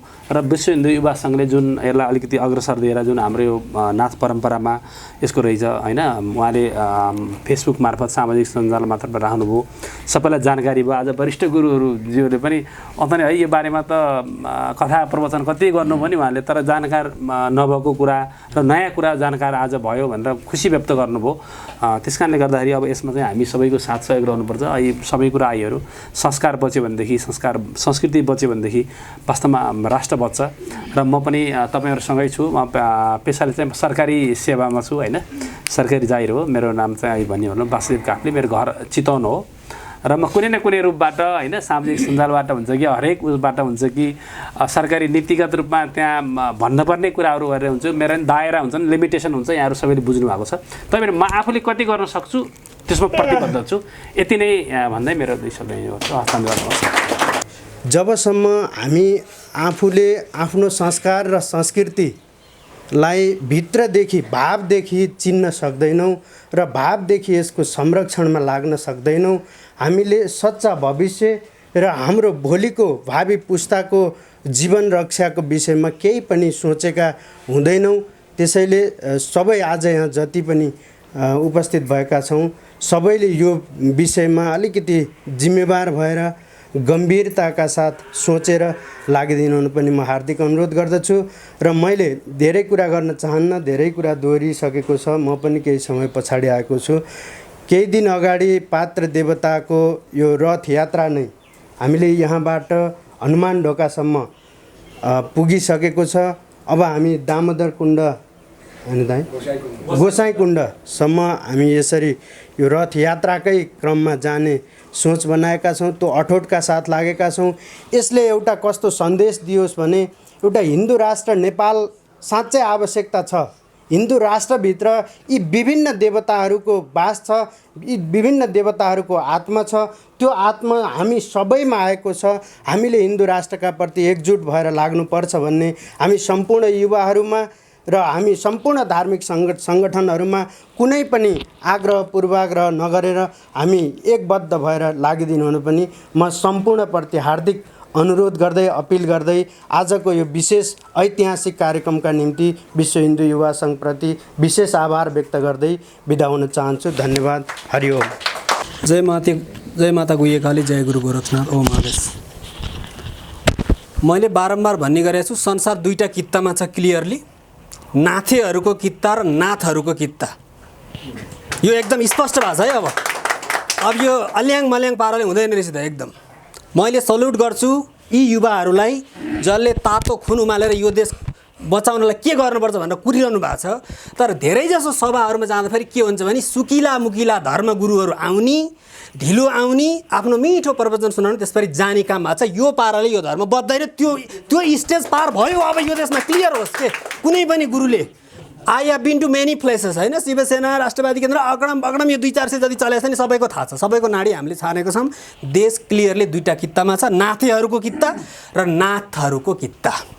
नाथेहरूले पहिला के भन्नुभयो भने हामीले धर्म बचाउँछ भन्नुभयो, उहाँले झन्डा लिएर यता र उता हिँड्नुहुन्थ्यो। अहिले बिस्तारै बिस्तारै बल्ल आउनुभएछ, पशुपतिको परिक्रमा नगरिकन गुरु गोरखनाथलाई यहाँ आएर नाक रगड्दासम्म हुँदैन भन्ने कुरा बल्ल अलिअलि बुझ्न थाल्नु भएछ। त्यो खुसीको कुरा हाम्रो लागि पहिलो कुरा। त्यसैले यहाँ आउनुपर्छ सबैजना, बल्ल हुन्छ। नम्बर 1। नम्बर 2, अहिले मेरो एकजना साथी आउनु, यहाँ 2जना साथी हुनुहुन्छ। उहाँ चाहिँ शिवसेनाको ललितपुरको जिल्ला अध्यक्ष हुनुहुन्थ्यो। उहाँ बाहिर गएर के भन्नु भने, र सर यो वेस्ट अफ टाइम हो, यो गर्ने टाइम होइन क्या। अहिले एमसिसी पास भयो भने लिगल्ली त्यो संसदबाट पास भएको दिन अमेरिकी सेना यहाँ आउँछ लिगल्ली। त्यसपछि हामीलाई इन्फर्मल्ली खबर प्राप्त भयो अनुसार 50-60वटा बङ्कर बनाउँछ, 20-25वटा 50-60वटा अन्डरग्राउन्ड ब्यारेक बनाउँछ, 20-25वटा बङ्कर बनाउँछ। यहाँ अफगानिस्तान सिरिया हुँदैछ। हामी त्यसको लागि सोचेका छैनौँ कसरी एक हौँ, कसरी सबैलाई एक बनाऊ भन्नेतिर हाम्रो ध्यान छैन। हाम्रो ध्यान भनेको आज मलाई यति ठाउँमा इन्भाइट भएको छ, उति ठाउँमा इन्भाइट भएको छ, म यस्तो गुरु उस्तो गुरु, यो पाराले हुँदैन। अलिकति युवालाई तताउनुपर्छ। तर मेरो प्रस्ताव आज मलाई राति अलिकति निन्द्रा जाग्यो। अनि त्यसपछि अब गुरु गोरखनाथले पशुपतिनाथले हालिदिनु भएको त्यो मलाई थाहा छैन। नेपालमा खुकुरी बडा मन पराइन्छ नि। त्यही भएर मलाई के भन्नु, नम्बर 1 अब यो उखुको हो कि उखु भन्ने सबैलाई थाहा छ नि। उखु भनेको उद्याउ खुकुरी। वीर गोर्खालीले अब नम्बर 1 भनेको उदाउ खुकुरी चम्काउने दिन आयो नम्बर 1। त्यसपछि भनेको खुकुरी नचाउने दिन आएको। अब यो देखाउनलाई पनि हाम्रा नेताहरूलाई पनि। त्यसपछि खुसी, थर्ड स्टेज भनेको खुसी, खुकुरीले सिद्ध्याउनुपर्छ यिनीहरूलाई भनेको एउटा अलिकति क्रान्तिकाली खालको युवाहरूको मुभमेन्ट भयो भने चाहिँ केही गर्न सकिएला। त्यसको लागि मेरो एकदम विनम्र अनुरोध हाम्रो राष्ट्रिय अध्यक्षजीलाई, ऋषिकेश जङसालीले त्यो किसिमको नेतृत्व हुनु पर्यो। पात्र देवता यात्रा पनि गरौँ। अहिले हाम्रो पूर्णको सरले भनिसक्नु भयो कोभिडको कुन सम्मको खेल हो। संसारमा यहाँ अबको 2 वर्षपछि क्लाइमेटिक लकडाउन लगाउने उनीहरूको प्लान छ। आजभन्दा 9 महिना अगाडि क्यानाडामा 49.5 डिग्रीको हिटवेभले हान्यो होइन। त्यसपछि के अरे यो रसियामा चाहिँ नर्दर्न पोलमा चाहिँ उनीहरूको सर्बेरियन रिजनमा चाहिँ 20,000 ओइल चाहिँ लिक भएर त्यो पर्माफ्रस्ट भनेको के अरे हिउँले ढाकेको माटो चाहिँ पग्लेर त्यहाँ भएको ट्याङ्कहरू स्पिल भएर त्यहाँ भयो। त्यसपछि उनीहरूले कोस्टल रिजनमा अमेरिकादेखि युरोपमा चाहिँ कोस्टल रिजनमा 10 किलोमिटर जति चाहिँ जम्मै कोका कोला र बियर क्यानको बोतलले ढाकिसकेको छ। त्यो लेभलमा पोल्युसन भइसकेको छ। मालदिभ्स के अरे डुब्दैछ पुरै। त्यसैले संसारमै अब बाँच्ने भएदेखि चाहिँ हामीले फोर्सफुल लकडाउन लगाउनुपर्छ, क्लाइमेटिक लगाउनुपर्छ भनेर उनीहरू सोचिरहेका छन्। यो कोरोना भनेको षड्यन्त्र हो। यसको बारेमा अलिकति एग्रेसिभ भएर जाने प्लान गरौँ। अब यसै गरी फर्मालिटी मात्रै चाहिँ नगरौँ होइन। र मेरो विशेष गरी युवा पुस्तालाई एकदम विशेष आग्रह, हामी चाहिँ अब अलिकति एक्टिभ हुनुपर्ने हो कि जस्तो लाग्छ है साथीहरू। यति भन्दै मेरो भनाइ यहीँ टुङ्ग्योस्। धन्यवाद। हरिओम ओम आदेश। नाम मेरो कतिपय नयाँ साथीहरूलाई, नाम मेरो राजु सुनार, घर मेरो गोकर्णेश्वर नगरपालिका वडा नम्बर 6 र विश्व हिन्दू युवा सङ्घको केन्द्रीय सदस्य र यो अलावा म नेपाली काङ्ग्रेस पार्टीको महाधिवेशन प्रतिनिधि र नेपाल दलित विद्यार्थी सङ्घ भनिन्छ, म त्यसको केन्द्रीय अध्यक्ष। यो विश्व हिन्दू युवा सङ्घको ऋषिकेश दाई अध्यक्ष हुँदै गर्दाको अवस्थादेखि हामी निरन्तर रूपमा एउटा चाहिँ युवाहरूको जोस र जाँगरलाई सङ्कलन गर्ने उद्देश्यका साथ हिँड्दै गर्दा, सङ्घर्ष गर्दै गर्दा आज हामी यो स्टेजमा आइपुग्दै गर्दा अहिले यति धेरै 77 जिल्लाका साथीहरू भेला भएर यसरी चाहिँ एकअर्कामा अन्तर्संवाद गर्न पाउँदाखेरि अत्यन्त खुसी लागेको छ र म खुसी व्यक्त गर्न चाहन्छु। र विभिन्न अग्रज व्यक्तित्वहरूको कुरा सुन्दै गर्दा लाग्छ अझै पनि हामीमा ऊर्जा छ, हामीमा केही गर्ने जोस जाँगर छ, तर त्यो जोस जाँगर कुन ठाउँमा लगेर लगानी गर्ने भन्ने कुरामा हामी अल्मलिएको अवस्था मैले पाइरहेको छु। साँच्चीकै अहिले पनि हामीमा सबै चिजबाट हामी सम्भावित युवा पनि हौँ, सम्भावनाको खानीमा हामी हिँडिरहेका पनि छौँ। तर कुन दिशातर्फ लाग्ने र हिँड्ने भन्ने कुरामा हामीलाई मार्गदर्शन गर्ने व्यक्तित्वहरूको कमी हो कि हामीले अहिले पनि त्यो कुरा महसुस गरिरहेका छौँ। अब हामी राजनीतिक दललाई गाली गर्दै गर्दा, सरकारलाई गाली गर्दै गर्दा, या धार्मिक गुरुहरूलाई नै गाली गर्दै गर्दा, या हामीभन्दा विपक्षी अथवा कुन दिशातर्फबाट हिँडेका व्यक्तित्वहरूलाई हामीले गाली गर्दै गर्दा आखिर सही चाहिँ के हो त? सही को हो त? हामी झन् युवाहरू झन् अल्मलिन्छौँ। त्यस कारणले मेरो यहाँ यति मात्रै भनाइ हो कि हामीले कम्तीमा एउटा दिशानिर्देश गरेर हामी यो बाटोमा हिँड्ने भनेर टुङ्गो लगाएर हिँड्न सकेको खण्डमा अहिले भर्खर पूर्ववक्ता हाम्रो राजु सरले भने जस्तो हामी कहाँ कसरी अल्मलिने भन्ने पक्षमा हामी रहँदैनौँ जस्तो मलाई लाग्छ। आज सरकारले गरिरहेको कुराहरूमा हामीलाई कतिपय कुराहरू चित्त बुझेको छ, कतिपय कुरा चित्त बुझेको छैन, कति राष्ट्रको हितमा होलान्, कतिपय राष्ट्रको अहितमा होलान्। पूर्ण सरले अहिले भएर भन्नुभयो डाक्टर साहबले, हामी राष्ट्रले गरेका कयौँ राष्ट्र अहितका कार्यहरूको लागि हामीले चाहिँ यही विश्व हिन्दू युवा सङ्घ मार्फत या हामी यहाँ भएका साथीहरू मार्फत हामीले आन्दोलन पनि गऱ्यौँ। कोरोनाकै कुरा गर्नुभयो, हामीले फ्याक्ट भन्ने नाम क्रिएट गरेर आन्दोलनै सुरु गऱ्यौँ, फाइट एगेन्स्ट कोरोना टेरर भनेर। डाक्टर साहब यहीँ हुनुहुन्छ, डाक्टर बिपी तिमेल सेनाज्यूको नेतृत्वमा हामी सबैजना लाग्यौँ। हामीलाई यहाँनिर पुलिसले चाहिँ गेट खोल्न खोज्दाखेरिमा धलपकड, लहट्ने काम, लाठी हान्ने काम समेत गर्यो। हामीले यहाँ आएर चाहिँ हाम्रो आन्दोलनको आवाजहरू बुलन्द गऱ्यौँ। मैले भन्न खोजेको कुरा के भने हामीलाई आज कोरोनै भन्दै गर्दा यो महामारी होइन, यो आतङ्क हो भनेर हामीलाई लाग्दै गर्दा हामी विश्व हिन्दू युवा सङ्घको जति पनि साथीहरू छन् सम्पूर्ण साथीहरूलाई कम्तीमा पनि एकत्रित बनाएर हामीले लिएर जाने वातावरण हामीले निर्माण गर्नु पर्यो। आज हाम्रो वैदिक सनातन धर्म सम्बन्धीका कुराहरूलाई हामीले चाहिँ यसमै अनुशासन छ, अनुशासनले मात्रै समाज अनि राष्ट्र सभ्यपूर्वक अगाडि बढ्न सक्छ भन्ने हामीलाई लाग्छ भने विश्व हिन्दू युवा सङ्घले त्यो अनुसारको चाहिँ गति तय गर्नुपर्छ भन्ने मलाई लाग्छ। र सम्पूर्ण यहाँ अग्रज व्यक्तित्वहरू हुनुहुन्छ, विश्व हिन्दू विश्व हिन्दू महासङ्घको केन्द्रीय अध्यक्षज्यू, यहाँ हामी सबैजनाको बौद्धिक अग्रज व्यक्तित्व हुनुहुन्छ। म यहाँ सबैजनालाई निवेदन गर्न चाहन्छु, कम्तीमा पनि हामी हिँडेको बाटोमा हामी अल्मलिने काम हामी नगरौँ, एक नम्बर। दोस्रो नम्बर, हामी सबैजना युवाहरू जो युवाहरूमा जोस जाँगर छ, हामीभन्दा अग्रज व्यक्तित्वहरूले हामीलाई पनि अल्मलाउने काम पनि नगरौँ। अघि पनि कुरा आयो, यहाँ चाहिँ धर्मगुरुहरू आएर चाहिँ केही कुराहरू राखेर जानुभयो। अब उहाँहरूले गरेका कुराहरू कतिलाई के चित्त बुझ्यो या बुझेन, या उहाँहरूले गरेका कुरा साँच्चीकै हाम्रो लागि मार्गदर्शक छ कि छैन। हाम्रो विश्व हिन्दू युवा सङ्घले बोकेको जुन दर्शन अथवा उद्देश्य प्राप्तिको निमित्त त्यो कुराले टेवा पुर्याउन सक्छ कि सक्दैन भन्ने हो। हामी त्यस्ता प्रकारका व्यक्तित्वहरूलाई हामीले चाहिँ लिएर हिँड्न सकेको खण्डमा मात्रै हामी सफल हुन सक्छौँ। साँच्चीकै वैदिक सनातन धर्मलाई हामीले जबसम्म अँगाल्न सक्दैनौँ, हामी अनुशासित भएर हाम्रो समाज र राष्ट्रलाई अनुशासित बनाएर लाने प्रयत्नमा हाम्रो चाहिँ बल अनि यो ऊर्जा त्यहाँ लगेर चाहिँ लगानी गर्न सक्दैनौँ, तबसम्म समाज रूपान्तरण अनि समृद्ध राष्ट्र निर्माणको अभियान मात्र सीमित हुनेछ भन्दै फेरि पनि सम्पूर्ण युवा साथीहरूलाई सबैजना हामी युवा भन्दै गर्दा हामी युवाभित्र पनि विचलन हामीले धेरै देखेका छौँ। एकत्रित हुन जरुरी छ, हाम्रो भावनाहरू एक हुन जरुरी छ, हाम्रो विचारहरू एक हुन जरुरी छ भन्ने सन्देश या सबैजनालाई आग्रह गर्दै फेरि पनि सम्पूर्ण साथीहरूलाई यो हाम्रो अभियान सफलताको निमित्त एकजुट भएर हिँड्नको लागि यो भगवान् पशुपतिनाथले सधैँभरि चाहिँ आशीर्वाद देऊन् भन्ने कामना गर्दै सफलताको शुभकामना व्यक्त गर्दै आफ्नो भनाइहरू यहाँ अन्त्य गर्न चाहन्छु। धन्यवाद। ओम आदेश, हरि ओम। धेरैजनाको कुरा सुनेर मैले नयाँ कुरा बुझ्न पाएँ, खुसी लाग्यो।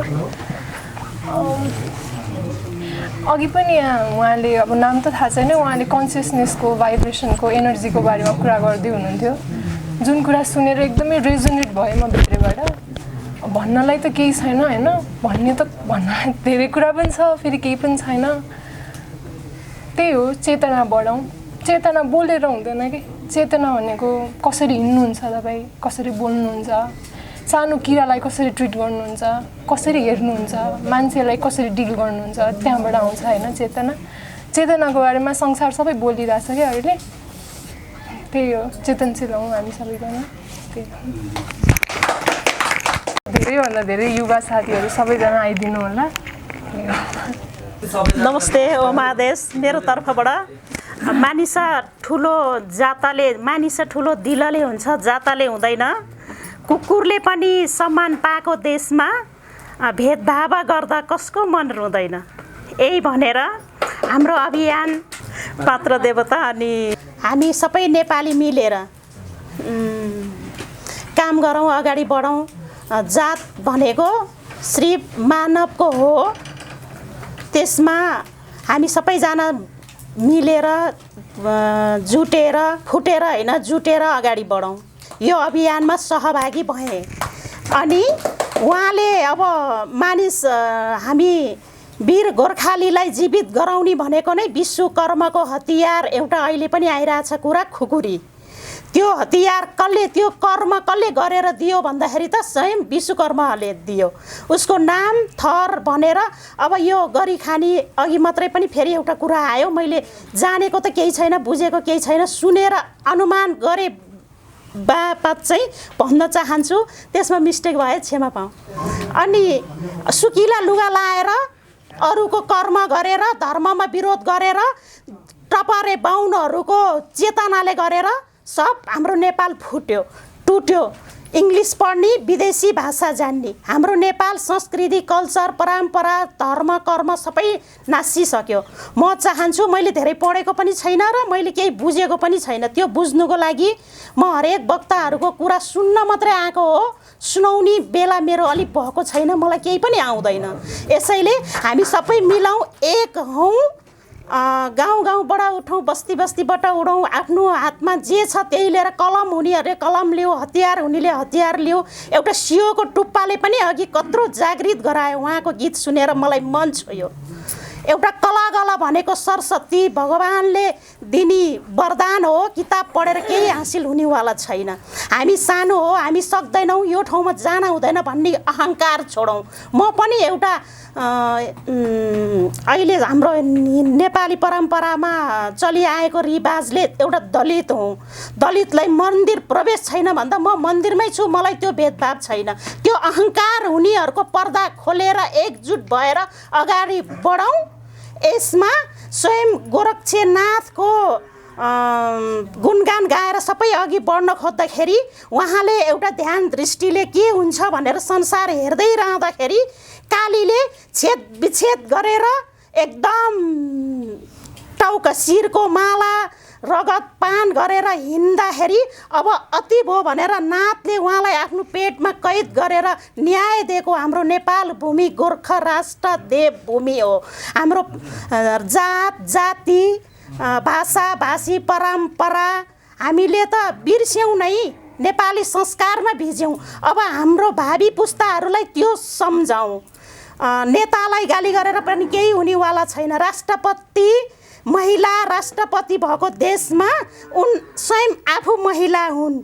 महिलाको दुःख बुझ्नु पर्थ्यो। पहिला बरु पुरुष राजतन्त्र हुँदाखेरि छुवाछुतको भेदभाव थियो। आफ्नो आफ्नो ठाउँमा बसेर मान्छेले आफ्नो कर्म त गरेका थिए, शान्तिले खाना त पाएका थिए।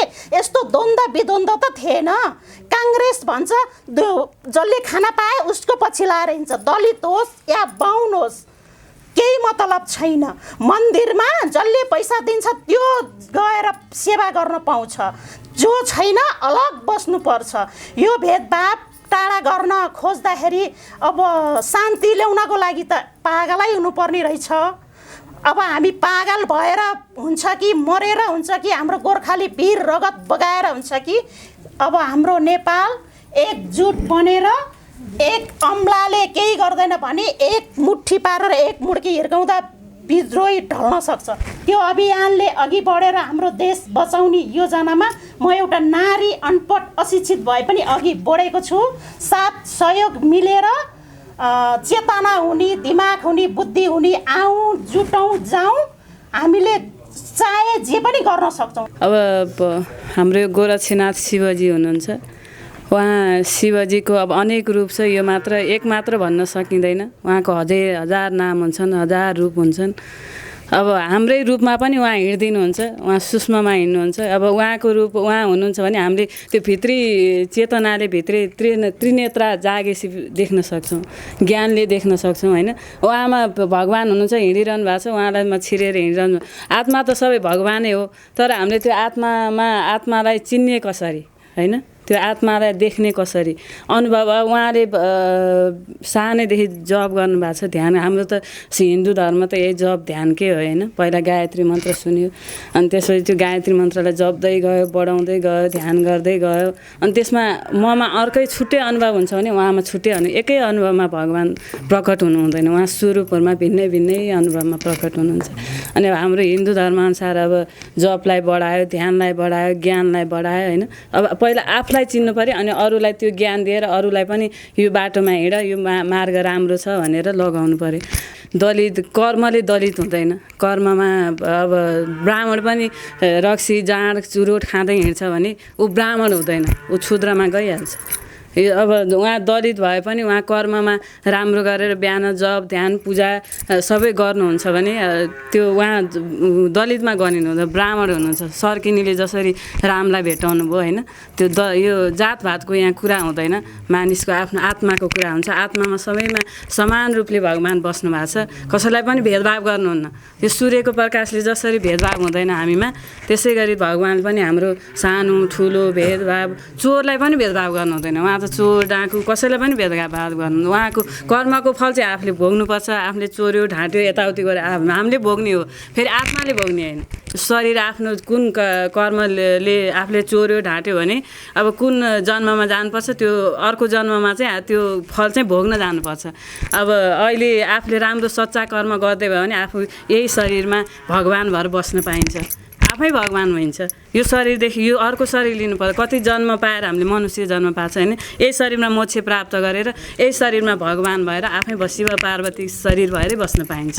यसमा कुनै ऊ छैन। म चाहिँ प्रकटै गर्छु, मेरो अनुभवमा प्रकट भयो। यो चाहिँ मेरो अनुभव पनि मेरो धेरै भएको छ। म सानैदेखि अब यो चाहिँ विस्तृतमा भित्र खोल्न अब अलि मिल्दैन। यो अब त्यो अब आसनमा बस्दा यताउति मिल्ला होइन, त्यो अब छुट्टै कुरा हो। मेरो अनुभव सानैदेखि पनि छ अनि अहिले पनि छ। यो अवतारमै मोक्ष हुन पाइन्छ र यही अवतारमै भगवान् भएर बस्न पाइन्छ भने मलाई पुरा ज्ञान पनि छ। नमस्कार, म उपेन्द्र साई। आजको यस कार्यक्रममा सहभागी हुन पाउँदाखेरि चाहिँ अत्यन्त खुसी छु।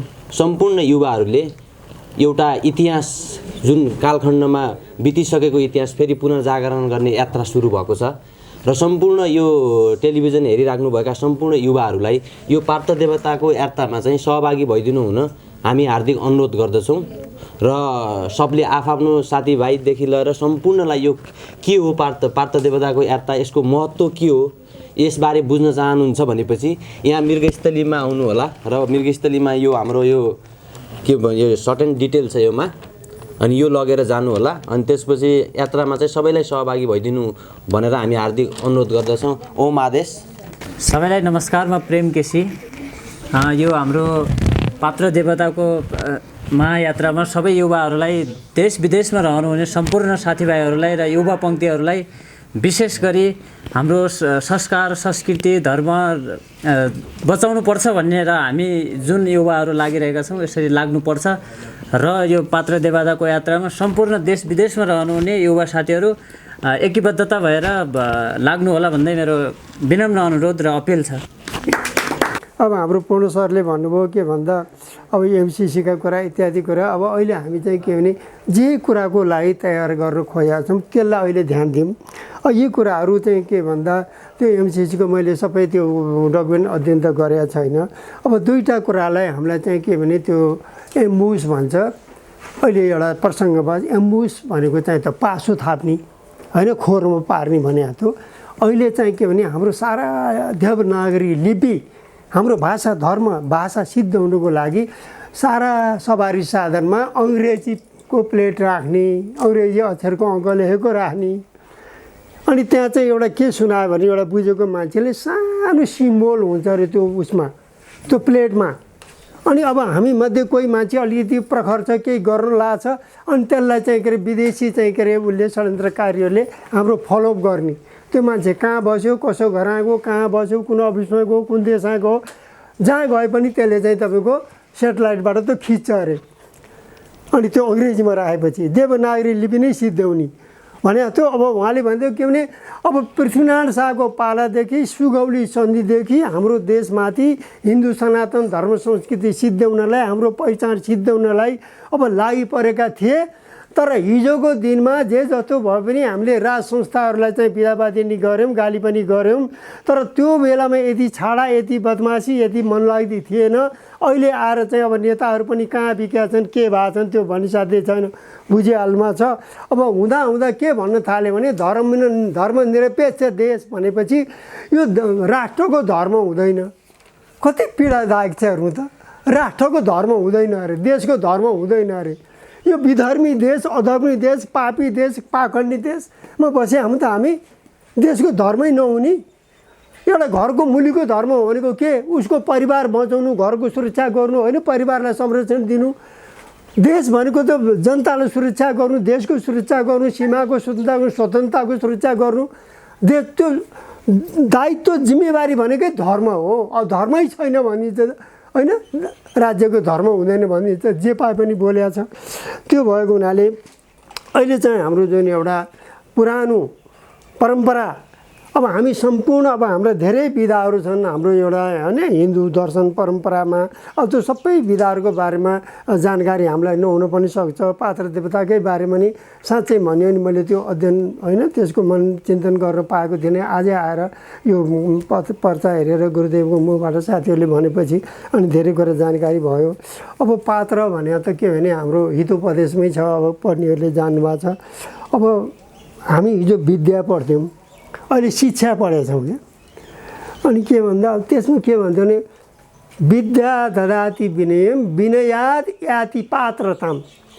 विद्या पढेपछि मान्छे विनयशील हुन्छ, एकदम शिष्ट हुन्छ, सभ्य हुन्छ।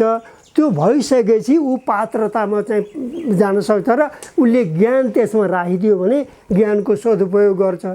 कुपात्र भयो भने त्यसलाई दिएको ज्ञान काम लाग्दैन, चुइनी भाँडा राखेको। त्यसले गर्दा पात्रता सबभन्दा ठुलो कुरो हाम्रो चाहिँ हिन्दू दर्शनको कुरा पात्रता। सुपात्र, योग्य पात्र भने जस्तो अब हाम्रो गुरुदेवहरूले चाहिँ तपाईँको एउटा उहाँले जाने जुन एउटा पात्र देवता भन्दा उहाँ सुपात्र, उहाँलाई दिएको ज्ञान सद्बुद्धि सम्पूर्ण कुराहरू चाहिँ फैलिएर जाने, सबैमा त्यो पुग्न सक्ने सुपात्र भएको हुनाले पात्र देवता भनियो होला होइन। अब अहिले साथीहरूले नि भन्नु अब नाथ र चाहिँ के अरे अनाथ के भन्नुभएको थियो, नाथ र नाथे। अब हो यहाँ आक्रोशहरू पनि छन् होइन, केही गरम आजै गरिहालौँ भने पनि छन्। तर चाहिँ के भने यो खरे खोलाहरूको कस्तो हुन्छ नि, खरे उर्लिनुपर्छ, एकदम गडगडाएर बग्नुपर्छ, नत्र ऊ समुद्रमा पुग्नै सक्दैन, बिचैमै बिलाउँछ होइन। गडगडाउनु त पर्यो नि त। तर समुद्र केही होइन, मै ठुलो हुँ भन्न थाल्यो भने कहाँ गएर मिसिने त? त्यो एउटा पुग्ने ठाउँ त चाहियो नि त। त्यसले गर्दा अनि खरेको वेग पनि हुनुपर्छ। तर त्यो चाहिँ अब कति टिकाउ हुने त्यो फरक कुरा हो। युवा अवस्थामा जोस भएन भने, जाँगर भएन भने, आँट भएन भने, केही गर्छु भन्ने हिम्मत भने अनि बुढेसकालमा त के हुन्छ त? यही बेलामा हुनुपर्ने। तर के भन्दा अब लडाइँमा जानु पर्यो, आन्दोलन गर्नु पर्यो होइन। अब गोली गठा सबै चाहियो, तर चाहिँ अब गोली त जम्मा भयो, बन्दुक छैन, हतियार छैन। गोली टिप्दै हान्दै गरेर कति चाहिँ के अरे त्यो पार लाग्ला, त्यसले निशाना कति चाहिँ त्यसले होइन चुग्ला। त्यो गोलीलाई पनि एउटा हान्ने बन्दुकको थोत्रो त चाहियो नि, नाल। त्यो भित्र हाल्यो भने बल्ल प्ल्याङ्ग पड्केर वहाँ गएर चाहिँ के अरे निशाना लाग्छ र चाहिँ शिकार मर्छ। भनेपछि युवाहरूको जोस पनि चाहियो। बुढा पाकाको गाइडलाइन यसरी जाँदा ठिक हुन्छ, यसरी जाँदा दुर्घटना हुँदैन, यसरी जाँदा ठिक हुन्छ भन्ने कुरा पनि चाहियो, सुझबुझ पनि चाहियो, जोस जाँगर पनि चाहियो। यो सबै कुरालाई मिसाएर जाँदाखेरिमा एउटा परिणाम राम्रो हुन्छ भन्ने मेरो एउटा होइन अनुरोध छ।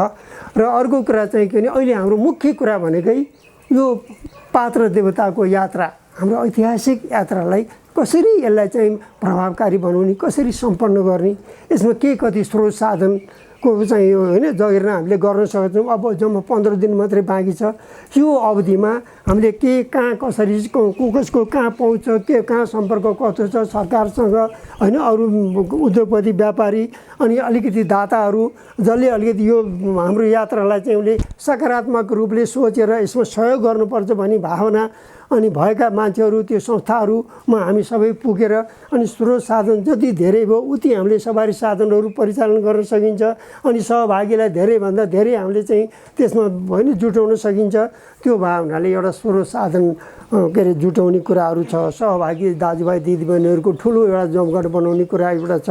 अनि अर्को चाहिँ अहिले जुन हाम्रो उद्घोषक भाइले भन्नुभयो हाम्रो युवा सङ्घको तर्फबाट विश्व हिन्दू महासङ्घ चाहिँ तपाईँको के भन्दा अनि भोलिदेखि नै लागौँ होइन, कसलाई कस्तो चिठी लेख्ने, कहाँ सम्पर्क गर्ने, के अनुरोध गर्ने, कहाँ जाने, यो सबै कुरा भोलिदेखि नै हामी चाहिँ के भन्दा एउटा तपाईँहरूको नि यहाँबाट सचिवालय अब 15-20 दिनको लागि सचिवालय तपाईँले 4-5 जना साथीहरू कति हुनुहुन्छ खटेर बसेर दिनदिनै त्यसको चाहिँ तयारी गरेर आज के कति काम भयो, भोलि कति हुन्छ, हरेक दिनको कामको चाहिँ तपाईँको समीक्षा गरेर छलफल गरेर अनि अब अन्तिम यात्राभन्दा पहिला हामीले कति तयारी गर्न सक्यौँ त भन्ने कुराको पनि एउटा समीक्षा गरेर अगाडि जानुपर्छ।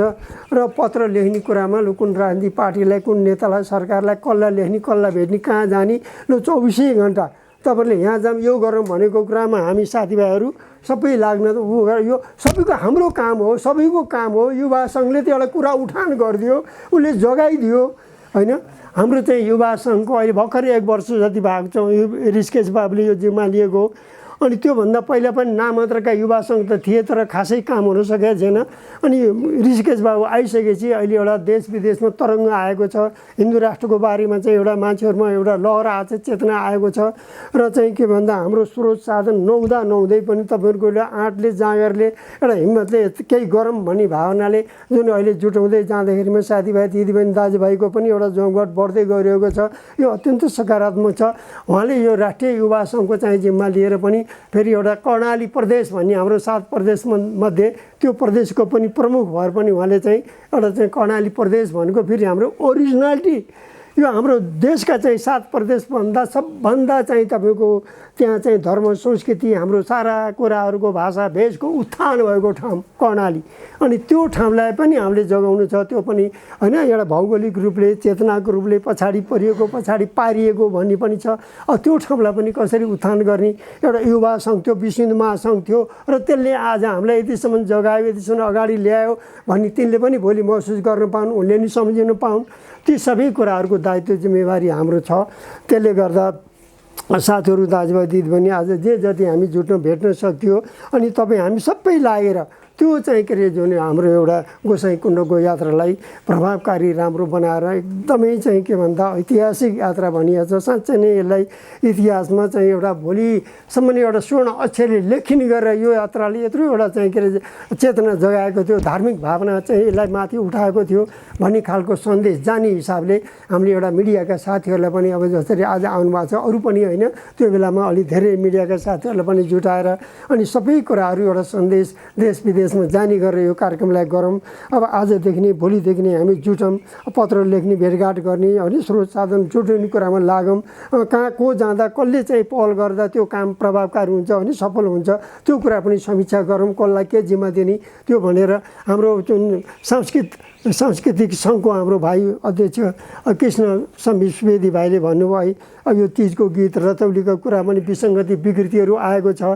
अब रतौली भने त के भन्दा अब रातमा गाउने भएर रतौली रातमा, अहिले त दिनमै बिहा हुन्छ, दिनमै रतौली, रात भन्ने नै छैन, एकै दिनको बिहा।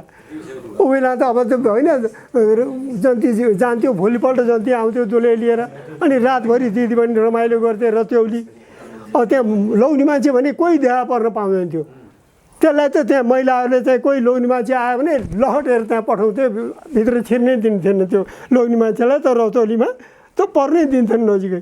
अहिले त केटाहरू पनि गएर त्यहीँ नाचेको छ रौतेलीमा, अब तिजमा पनि नाचेको छ भनेपछि एउटा विसङ्गति विकृति आइरहेछ। अनि कुन क्षेत्रमा जिम्मेवारी कसको हो, कसको दायित्व हो, कसले त्यसलाई अगाडि बढाउने हो त्यो खालको मर्यादा परम्परा रीति परम्परालाई पनि हामीले धानेर अनि हाम्रा संस्कार संस्कृतिलाई जोगाउनु पर्यो। त्यसलाई विकृति विसङ्गति घुसेर भोलि यसको अस्तित्व नै मेटिने गरेर अनि त्यतातिर जान दिनु पनि भएन। तपाईँले जुन कुरा चाहिँ उठाउनु भएको छ तपाईँहरू लाग्नुहोस्। विश्व हिन्दू महासङ्घ एउटा अभिभावक हो, तपाईँलाई जहाँ जे पर्छ त्यो ठाउँमा कहीँ गएर चाहिँ तपाईँहरूलाई पहिलामा अगाडि त्यो भुमरीमा अगाडि बढ्नुहोस् भन्दिनँ। जहाँ लट्ठी खानुपर्छ, गोली खानुपर्छ, जेल जानुपर्छ, ल यो 80 वर्षबाट हान हामी त धेरैचोटि गोली थापेर आएको हिजो आन्दोलनको बेलामा। हामीलाई मर्नको डर पनि छैन, हामीलाई मर्नको डर पनि छैन, कसैले के देला भन्ने आश पनि छैन, मार्ला कि भन्ने त्रास पनि छैन एउटा जिन्दगी अर्पेर हिँड्ने मान्छेलाई। त्यस कारणले तर परिणाम आउनु पऱ्यो, कामको नतिजा हुनु पऱ्यो होइन।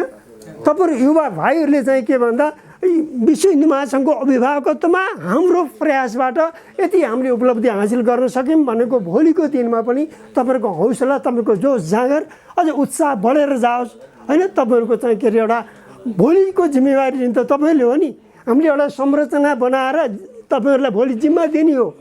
यो संरचना बनाएर सबै कुरा पूर्वाधार तयार गरेर लो भाइ यो तपाईँहरू नेतृत्व गर्नुहोस् भनेर हामी तपाईँहरूको हातमा दिने हो। हामीले सधैँले बोकेर हिँड्न सकिँदैन अनि जिन्दगी नै कति दिनको होला र। तर जुन दिनसम्म सास फेरिन्छ, बाँचिन्छ, हिँड्न सकिन्छ, बोल्न सकिन्छ त्यो दिनसम्म उपनिषदमा भनेको छ चरैभेटी चरैभेटी हिँडेको हिँडै गर, गरेको गरै गर, एक दिन पनि विश्राम नगर भनेको चाहिँ हामीले सकेसम्म यो कोरोनाको बेला अहिले कुरा आयो पुरोचलन भन्नु। म पनि चाहिँ लकडाउन होस् कि जे होस् कि अब कहिले चाहिँ तपाईँको गाडी खुलेको दिन सार्वजनिक यातायातमा नि कोचेर हिँडेको छु, नखुल्दा पनि हिँडेरै पनि अफिस गएको छु, कहीँ भेटघाटमा मिटिङमा जानुपर्छ गइरहेकै छु। तर पनि के भन्दा परमात्माको कृपाले अहिलेसम्म त्यस्तो भएको छैन, तपाईँहरूको आशीर्वादले नहोला। अनि अब कोरोनाको कुरा उहाँले भन्नु एक किसिमको कोरोना भने निमोनिया जस्तै रहेछ। निमोनियामा सबभन्दा पहिला फोक्सोमा एट्याक गर्छ, फोक्सोलाई कमजोर बनाउँछ, यसले नि पहिला फोक्सोलाई एट्याक गर्दो रहेछ। अनि अब कोरोना भनेको यस्ता रोगहरू पहिला पनि आएका थिए होला, तर अहिले हल्ला ठुला भइरहेछ, मान्छेलाई अत्याउने कामहरू तर्साउने कामहरू भइरहेछ। अब त्यसमा साथीहरूले भन्दै आएको कुरा मैले एउटा 2-4 दिन एउटा आर्टिकल पनि मेरो आउला अन्नपूर्ण पोस्टमा अस्ति नै मैले एउटा छापेको थिएँ। अनि त्यसमा के भने एउटा चाहिँ शक्ति राष्ट्रहरूको व्यापारिक चालबाजी र राजनीतिक होडबाजी भन्ने शब्द साथीहरूले राख्नु भयो नि। व्यापारिक चालबाजी र राजनीतिक होडबाजी अब के कुराले यो कुरा चाहिँ भित्रबाट चाहिँ होइन यो चाहिँ के अरे एउटा षड्यन्त्रमूलक तरिकाले आएको त्यसको यथार्थ कुरा त हामीले बुझाएनौँ। अनि कोरोनाको बारेमा नि अब पूर्ण सरले भन्नुभयो, मैले त्यसलाई गहिरिएर अध्ययन गर्न बुझ्नु पनि भ्या छैन अरू अरू कामले गर्दाखेरिमा। अनि तैपनि के अरे हामीले जुन अनुभव गऱ्यौँ अहिलेसम्म मान्छेले पहिले चाहिँ बेहोस बनाइदिएको छ, कोरोना लाग्यो भने खत्तमै भनिदिएको छ, मान्छे लगाइहाल्यो भने ल म त गइहालेँ भनेको छ, आत्तिएको छ। अनि यसरी मान्छेलाई अत्याउने कामहरू पनि भइरहेछ। त्यो एउटा सामान्य खालको चाहिँ एउटा भाइरस पहिला पनि यस्ता होइन रोगहरू आउँथे, यो सङ्क्रामक रोगहरू। अहिले त्योभित्र के घुसाएर ल्याइएको छ त्यो कुरा नबुझिकन बोल्नु भएन, तैपनि आत्तिनु हुँदैन। तर के भने आफ्नो स्वास्थ्य सतर्कता अप्नाउनु पर्छ होइन। खानपिनमा, हिँडडुलमा, सबै कुरामा आफू जोगिने कुरा। शरीर रह्यो भने नि हामीले केही गर्ने हो अन्त, शरीरै रहेन भने के गर्ने, स्वास्थ्यको ख्याल गर्ने कुरा सधैँको लागि गर्नुपर्छ। कोरोना आए नआए पनि होइन सधैँ गर्ने कुरा हो। त्यसले गर्दा अब यो आज भएका छलफलहरूलाई एउटा परिणाममुखी बनाउने, कसरी चाहिँ राम्रो बनाउने, अब यो 15 दिनको चाहिँ समयावधिमा हामीले जे गर्न सकिन्छ अधिकतम प्रयास गरेर राम्रोभन्दा राम्रो एउटा सहभागीहरू जुटाउने, साधन स्रोत जुटाउने र एउटा प्रभावकारी बनाउने र देश विदेशमा एउटा चाहिँ अत्यन्त उत्साहजनक सन्देश जारी गरेर यो काम गरौँ। तपाईँहरूले पनि आफ्नो ठाउँबाट जे जति आफ्नो होइन सहभागी दिदीबहिनी दाजुभाइ इष्टमित्र जसलाई हामीले चाहिँ सङ्घ संस्था जसलाई जुटाउन सकिन्छ उहाँहरू सबैलाई आह्वान गरौँ, बोलाउँ र यो यात्रामा चाहिँ सबैलाई सहभागी बनाएर अगाडि बढौँ। अनि यो यात्रा पूर्ण रूपमा सफल भएर यात्रा सकिएपछि फेरि हामी यही यसरी नै समीक्षा गरौँला होइन बाबु। यात्रा सकिएपछि फेरि हामी समीक्षा गरौँला, कस्तो यात्रा गऱ्यो, हाम्रो तयारी कस्तो रह्यो, अनि त्यहाँ जाने दाजुभाइ दिदीबहिनीको अनुभव के भयो। अनि यो कुरालाई चाहिँ अहिले गर्दै गएका कामबाट सिकेर अर्को वर्ष योभन्दा अझ राम्रो कसरी बनाउँला। अब आजको यो बैठकबाट निचोडमा अघि अध्यक्षज्यूले भनिसक्नुभयो, हामीले के आग्रह गऱ्यौँ त भन्दाखेरि संस्थागत रूपले पुरानो संस्था सबैले सुन्ने, सबैले मान्ने, सबैले चिनेको संस्था भएको नाताले यसको जिम्मेवारी विश्व हिन्दू महासङ्घले लिँदाखेरि जिम्मेवारी भन्नाले अरू कुरा गर्ने होइन कि सरकारले पहिलो कुरा त हामीले सरकारलाई चाहिँ अनुरोध गर्नु पऱ्यो, प्रधानमन्त्रीलाई समर्थन गरेर प्रधानमन्त्रीलाई चाहिँ अध्यक्षज्यूको नेतृत्वमा हामी भेट्न पनि जानु पऱ्यो। गाडी घोडादेखि लिएर सबै कुरा बास बस्ने खाने बस्ने व्यवस्था गर्नुहोस् भनेर त्यता पनि भन्नु पऱ्यो पत्राचार।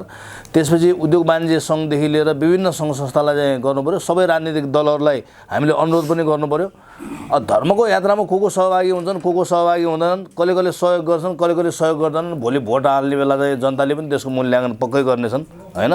धर्मको जागरणको एउटा अद्वितीय लहर आइरहेको बेला धर्मका कार्यक्रमहरूमा सहयोग गर्नेलाई आम जनताले पनि त्यही किसिमले मूल्याङ्कन गर्लान् र नगर्नेलाई जनताले त्यही किसिमले मूल्याङ्कन गर्लान् भन्ने पनि हामीलाई आशा छ। त्यस कारणले यो पत्राचारको जिम्मा चाहिँ आजको मिटिङको म्यान्डेट अनुसार चाहिँ विश्व हिन्दू महासङ्घले लिँदैन हुन हामीले अनुरोध गऱ्यौँ। अध्यक्षज्यूले हुन्छ पनि भनिसक्नुभयो, यो चाहिँ मैले अनुरोध गर्न चाहेँ।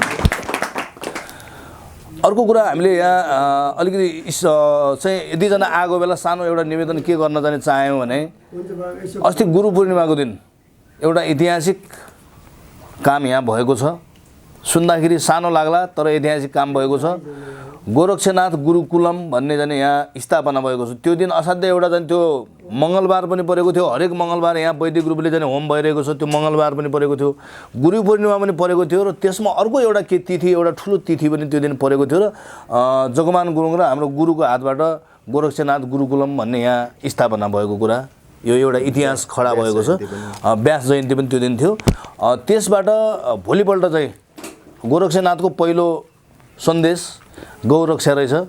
त्यो गौरक्षा कसरी हुन्छ त भन्ने विषयमा हामी सबै चिन्तित, छलफल आफ्नो किसिमले सक्रिय पनि छौँ र गाईको महत्त्वको बारेमा सम्पूर्ण रूपले जाने जनतालाई बुझाउन सकियो भने यसको रक्षा गर्न सकिन्छ भन्ने उद्देश्यले यहाँभित्र एउटा पञ्चगव्य उपचार पद्धति भन्ने रहेछ गाईको।